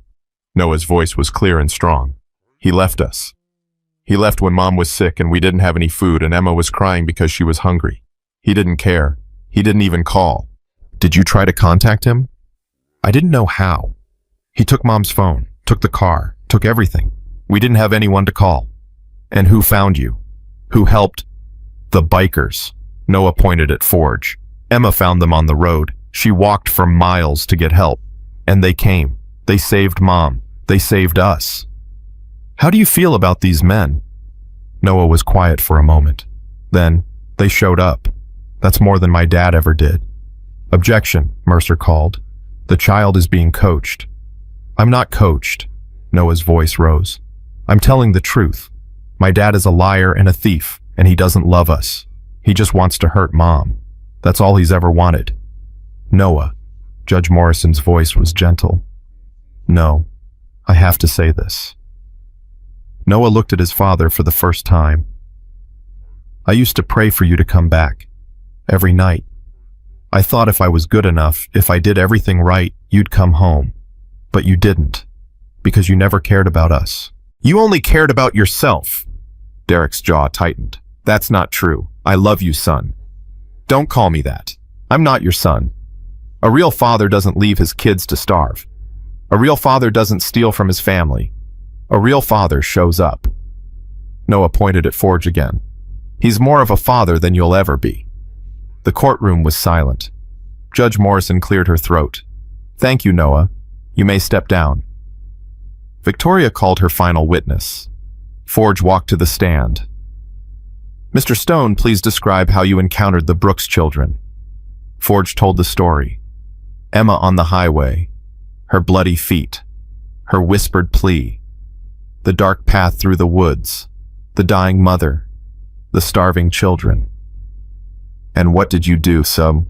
We helped. Why, you didn't know these people. You had no obligation. Forge was quiet for a moment. Because when I was 23 years old, I watched my best friend bleed out in a ditch in Iraq. I held him while he died. His last words were, "Tell my kids I tried." He had 2 children he'd never met. They were born while he was deployed. He died trying to get home to them. The courtroom was utterly still. I made a promise that day, that if I ever had the chance to help someone's children, I would. No matter what. No matter who. Forge looked at Noah and Emma. I kept that promise. What are your intentions going forward, Mr. Stone? To make sure these kids are safe, to help their mother recover, to give them the family they deserve. Mercer stood for cross-examination. Mr. Stone, you have a criminal record, do you not? I have a past. Assault charge 15 years ago. Bar fight. I did my time. And you believe that qualifies you to care for children. I believe showing up qualifies me. Being there qualifies me. Fighting for them qualifies me. Forge leaned forward. What qualifies him? Abandonment, theft. Leaving his daughter to walk barefoot through the woods because there was no one else. That's not. I found that little girl on a dark highway with blood on her feet and terror in her eyes. She grabbed my jacket and begged me to save her mother. 6 years old. She saved her family because her father was too much of a coward to stay. Forge's voice was iron. So you can question my record. You can question my background. but don't you dare question my commitment to those children." Mercer had no further questions. Judge Morrison called a 30-minute recess. In the hallway, Sarah gripped Forge's hand. "Thank you for everything you said. I meant every word." "I know. That's why it mattered." Emma tugged on Forge's sleeve.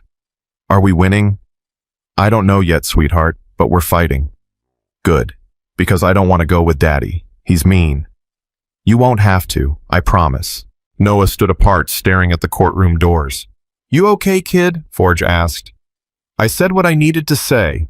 Now we wait." "That's the hardest part." "Yeah." Noah looked up at him. "Whatever happens in there, thank you.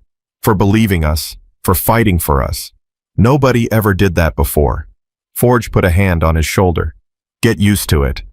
The recess ended. Everyone filed back in. Judge Morrison took her seat, her expression giving nothing away.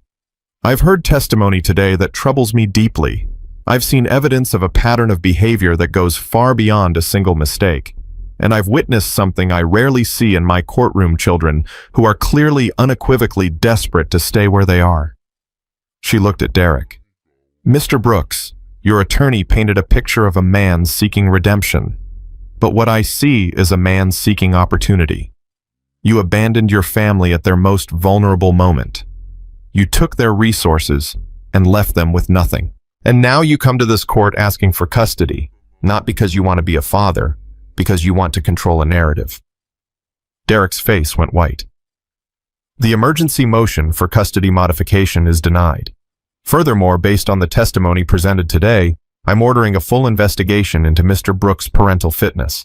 Until that investigation is complete, he is prohibited from any contact with Noah and Emma Brooks." "Your Honor," Mercer started.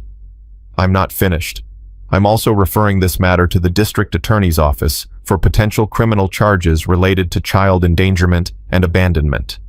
You may be a free man today, Mr. Brooks. I suspect that won't last." She turned to Victoria.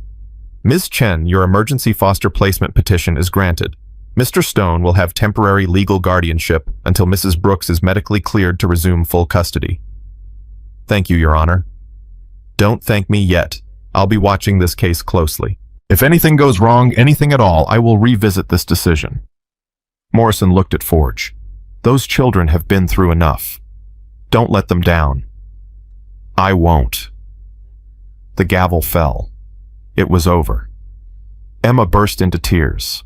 Noah grabbed his mother's hand.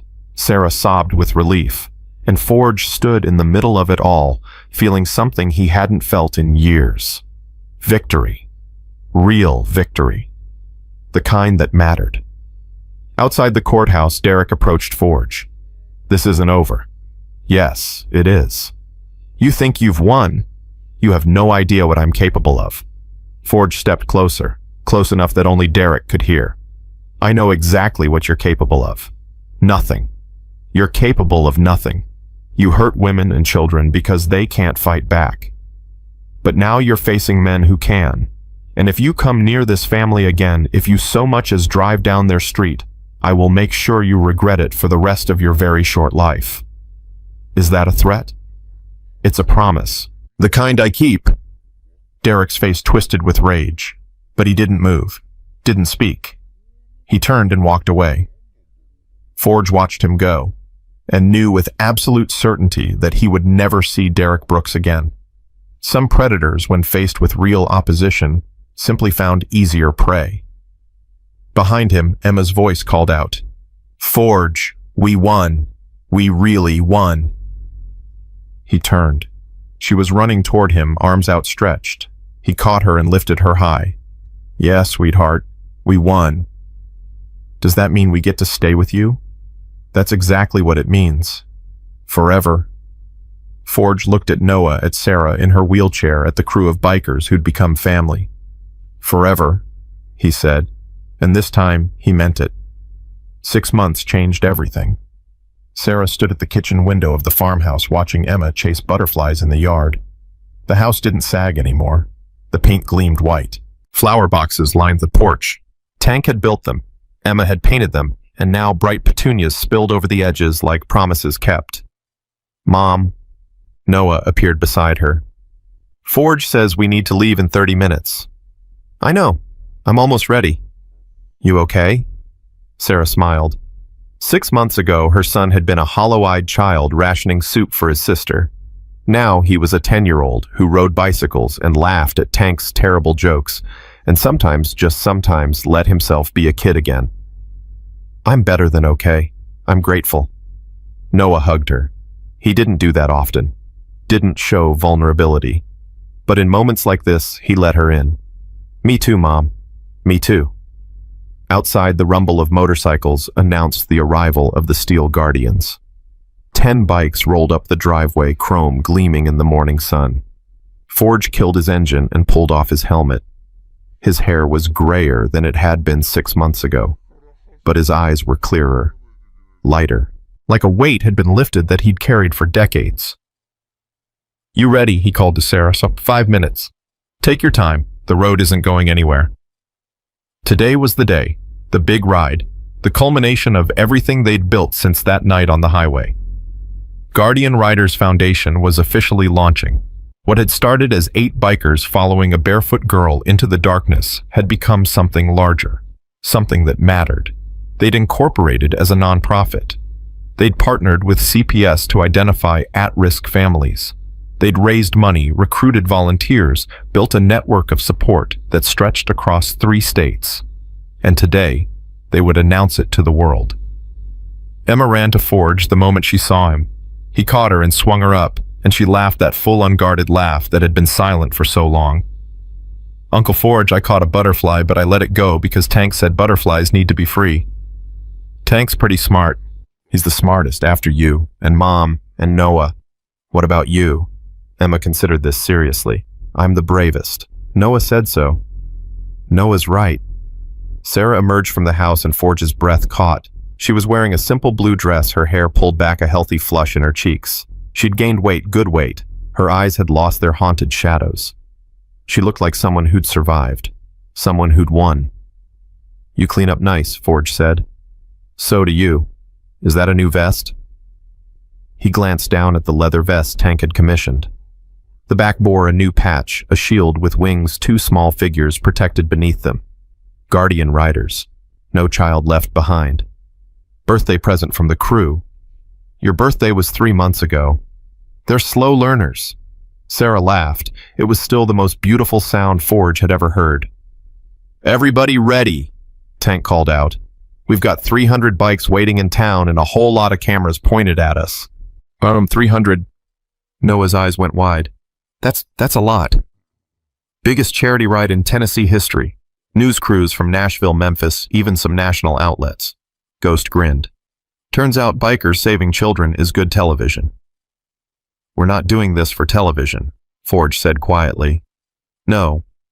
But the television means more donations. More donations means more families saved. Ghost shrugged. Sometimes good PR serves a good purpose. They loaded up. Sarah rode with Forge, her arms wrapped around his waist. Noah rode with Tank, wearing a custom helmet painted with flames, a birthday gift from the crew. Emma sat secure in a sidecar that Wraith had insisted on installing, clutching a stuffed bear that Preacher had given her. The convoy pulled out, heading toward town. As they rode, Forge thought about the journey that had brought them here. The fear, the fights, the moments when everything seemed lost, the courtroom battle, the sleepless nights, the slow, painful process of rebuilding a family that had been shattered. It hadn't been easy. Nothing worth doing ever was, but they'd done it, together. The town square was packed. 300 motorcycles idled in formation, their riders wearing the new Guardian Riders patches. Crowds lined the streets holding signs and cheering. News cameras jockeyed for position. A banner stretched across the main stage, Guardian Riders Foundation, protecting tomorrow's future. Mayor Williams stepped to the microphone as the Steel Guardians pulled into their places of honor at the front of the formation. Ladies and gentlemen, 6 months ago, a little girl walked out of the darkness onto a highway. She was barefoot. She was terrified. And she was looking for someone, anyone, to help save her family. The crowd went silent. She found something unexpected. Not police officers, not social workers, but a group of motorcycle riders who decided in that moment that they couldn't look away, that they wouldn't ride past, that they would answer a child's cry for help. Mayor Williams gestured toward Forge and the crew. What happened next is the kind of story we don't hear often enough. A family in crisis was saved. A mother recovered. 2 children found stability. And a group of veterans discovered a new mission, one that would change countless lives. Emma tugged on Forge's sleeve. Is she talking about me? She's talking about all of us, sweetheart. I'm famous. You're important. That's better than famous. Mayor Williams continued. Today we launch Guardian Riders Foundation officially. This organization will partner with Child Protective Services, law enforcement, and community organizations to identify families in crisis and provide immediate support. Not paperwork, not bureaucracy. Real help, fast help, the kind of help that saves lives. She turned to Forge. Mr. Stone, would you like to say a few words? Forge hadn't prepared a speech. He wasn't good at speeches, but as he walked to the microphone, words found him anyway. I spent 20 years running from the worst night of my life. The night I watched my best friend die and couldn't save him. I thought if I kept moving, kept riding, the memories wouldn't catch up. I was wrong. He looked at Sarah, at Noah, at Emma. 6 months ago, a little girl grabbed my jacket and whispered, "Please help me. My mother won't wake up." She was 6 years old. She'd walked for miles in the dark. Her feet were bleeding, and she didn't give up. His voice cracked slightly. That little girl taught me something I'd forgotten. That the worst moments of our lives aren't meant to destroy us. They're meant to prepare us. Every battle I'd survived, every wound I'd carried, every mile I'd ridden trying to outrun my ghosts, it all led to that moment on the highway. It all led to her. Emma waved from the sidecar. The crowd laughed softly. Guardian Riders isn't about us. It's about them. The children nobody sees. The families falling through cracks. The moments when someone needs help and nobody comes. Forge's voice hardened with conviction. We're going to be the ones who come. We're going to show up. We're going to stay. And we're never going to stop. The crowd erupted in applause. Behind him, Tank wiped his eyes with the back of his massive hand. Ghost pretended to check his phone. Wraith didn't bother hiding her tears. And somewhere in the crowd, Margaret Hayes smiled. She'd taken a chance on these bikers. Every protocol said she shouldn't have. Every regulation warned against it. But she'd looked at those children, looked at these men, and decided to trust her instincts. For once, her instincts had been right. After the speeches, after the photos, after the mayor presented Forge with a ceremonial key to the city, the ride began. 300 motorcycles rolled through the streets of town in formation. The sound was tremendous, a wall of thunder that shook windows and vibrated in chests. But it wasn't intimidating anymore. It was triumphant. People lined the route waving flags, holding signs, cheering. Thank you, Guardian Riders. God bless you. Heroes. Emma waved back at everyone, her small hand moving constantly. They love us, she said to Wraith. They love you, baby girl. You started all this. I just walked until I found help. Sometimes that's all it takes. One person brave enough to walk. The ride wound through 3 counties, ending at the Children's Hospital, where they'd deliver toys donations and something harder to measure hope. At the hospital, children pressed against windows to watch the bikers arrive. Some were bald from chemotherapy. Some were in wheelchairs. Some had bandages covering injuries no child should have. But all of them smiled. The Steel Guardians carried bags of toys inside, spending hours with the patients. Tank let kids sit on his shoulders. Ghost performed card tricks that always went wrong to everyone's delight. Preacher read stories in voices that made nurses laugh. And Forge found himself in a quiet room with a boy about Noah's age. The boy had burns covering half his face. His eyes were ancient with pain. Are you really a biker? The boy asked. I am. Like a tough guy. Some people think so. The boy was quiet for a moment. I used to be tough. Before the fire. Now I'm just broken. Forge pulled up a chair and sat down. You know what I learned? Broken isn't the end. Broken is just the beginning of something new. That's what my mom says. Your mom sounds smart. She's the smartest. The boy traced the scars on his arm. But I look like a monster now. Kids at school will be scared of me. Can I tell you a secret? The boy nodded. I've done things that should make me a monster, things I can never undo. And for a long time I thought that's all I was, a monster hiding in human skin. Forge leaned forward.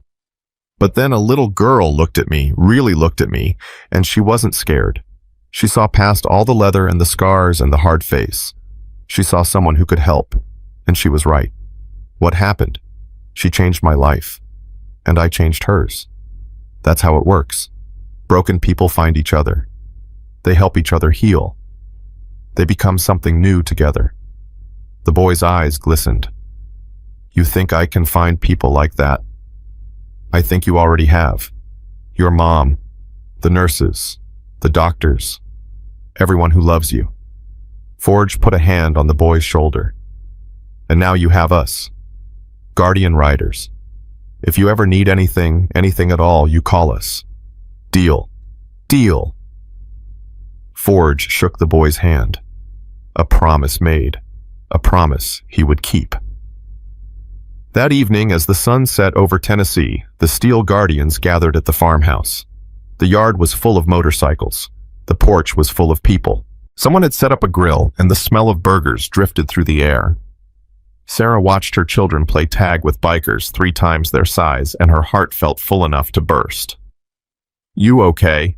Forge asked, settling into the chair beside her. I keep waiting to wake up, to find out this was all a dream. It's not a dream. I know, but 6 months ago I was dying on that couch. My kids were starving. I'd given up. She turned to face him. You gave me my life back. You gave me mine. They sat in comfortable silence, watching the chaos of chosen family. Tank was teaching Emma to throw a football.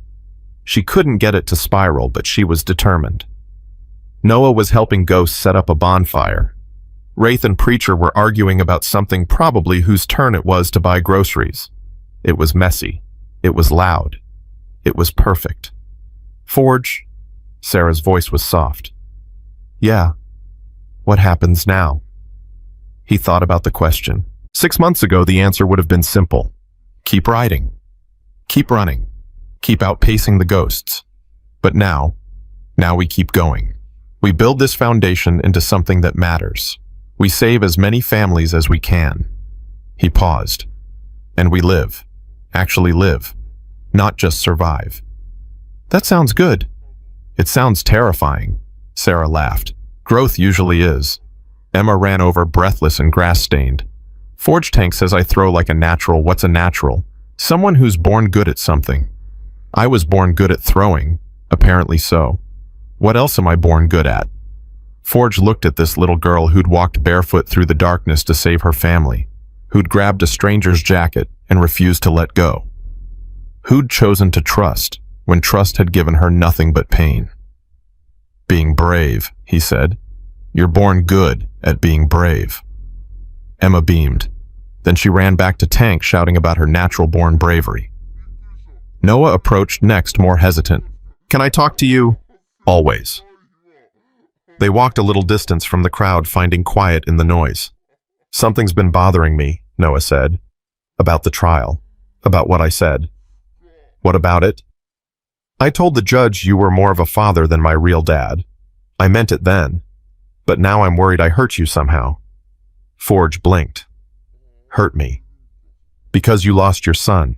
Because he won't talk to you. I said you were like a father, but maybe that made you feel bad about not being a father to your own kid. This boy. This 10-year-old boy with the soul of someone much older. Forge crouched down. Noah, listen to me. What you said in that courtroom was the greatest gift anyone's ever given me. You didn't know it. You couldn't have known. But I'd spent 18 years believing I wasn't capable of being a father. That I'd failed so completely, so permanently, that I'd never get another chance. His voice roughened. You proved me wrong. You and Emma. You showed me that family isn't about blood. It's about showing up. About staying. About choosing each other every single day. So I didn't hurt you. You saved me. Noah's tough facade cracked. He stepped forward and hugged Forge, a real hug, not the awkward side hugs he usually allowed. I'm glad Emma found you, Noah whispered. I'm glad she did too. Later that night, when the bonfire had burned low and most of the crew had headed home, Forge got a phone call. Unknown number. He almost ignored it. But something made him answer. Hello, Dad. The word hit him like a physical blow. Ryan. Yeah, it's me. His son's voice, 18 years old, a man now a stranger. I saw you on the news, the charity ride, the foundation. I didn't know you were watching. I wasn't. A friend sent me the clip. The part where you talked about learning from a little girl. Silence. She reminded me of me, back when I thought you'd save me from anything. Forge closed his eyes. Ryan, I'm not calling to fight. I'm not calling to yell. Another silence. I've been so angry for so long. At you, at Mom, at everything. But watching you today, watching you with those kids, I saw someone different. Someone I don't know. I've changed. I can see that. Ryan's voice cracked. I don't know what this means. I don't know if I can forgive you. I don't know if we can ever be. I don't know. That's okay. But I wanted you to know. I saw you. And I'm proud of what you're doing. Tears streamed down Forge's face. Thank you. You don't know what that means. Maybe I do. Ryan took a breath. I have to go. But maybe we could talk again sometime. Start slow. I'd like that. I'd really like that. Okay, goodbye, Dad. Goodbye, son. The line went dead. Forge stood in the darkness, phone clutched in his hand, crying for the first time in 18 years. Sarah found him there. Forge, what happened? My son called. What? He saw the news. He saw me. He's proud of me. Sarah took his hand. That's wonderful. It's terrifying. Like I said, growth usually is. They stood together in the darkness, watching stars appear one by one. You know what I realized? Forge said finally. What? That night on the highway, when Emma grabbed my jacket, I thought I was saving her. But she was saving me. She was saving all of us. Every single person in this crew needed something. Purpose, redemption, family. She gave us that. A 6-year-old girl with bloody feet and more courage than anyone I've ever known. She's special. She's ours. Sarah leaned against him. Yes, she is. The night stretched on, peaceful and full of promise. Tomorrow would bring new challenges, new families to help, new battles to fight. The foundation was just beginning. There would be setbacks, failures, moments when the weight seemed too heavy to carry. But they would carry it anyway, because that's what family did. The next morning, Forge stood on the porch watching the sunrise. Emma appeared beside him, still in her pajamas, hair wild from sleep. What are you doing? Watching the sun come up. Why? Because every sunrise is a new chance, a new beginning, a chance to be better than you were yesterday. Emma considered this. I was pretty good yesterday. Forge laughed. Yeah, you were. Will you watch the sunrise with me again tomorrow? Every day. For as long as you want. Forever. He looked at this little girl who'd walked out of darkness and into his life, who'd changed everything with a whisper and a plea, who'd given him back something he thought he'd lost forever. Forever, he said. And this time the promise felt like truth, because sometimes the people who save you aren't the ones you expect. Sometimes they're the ones everyone else gave up on. Sometimes they're outlaws on motorcycles who hear a child crying and decide that this time, they're not going to ride away. This time they're going to stay. And that makes all the difference.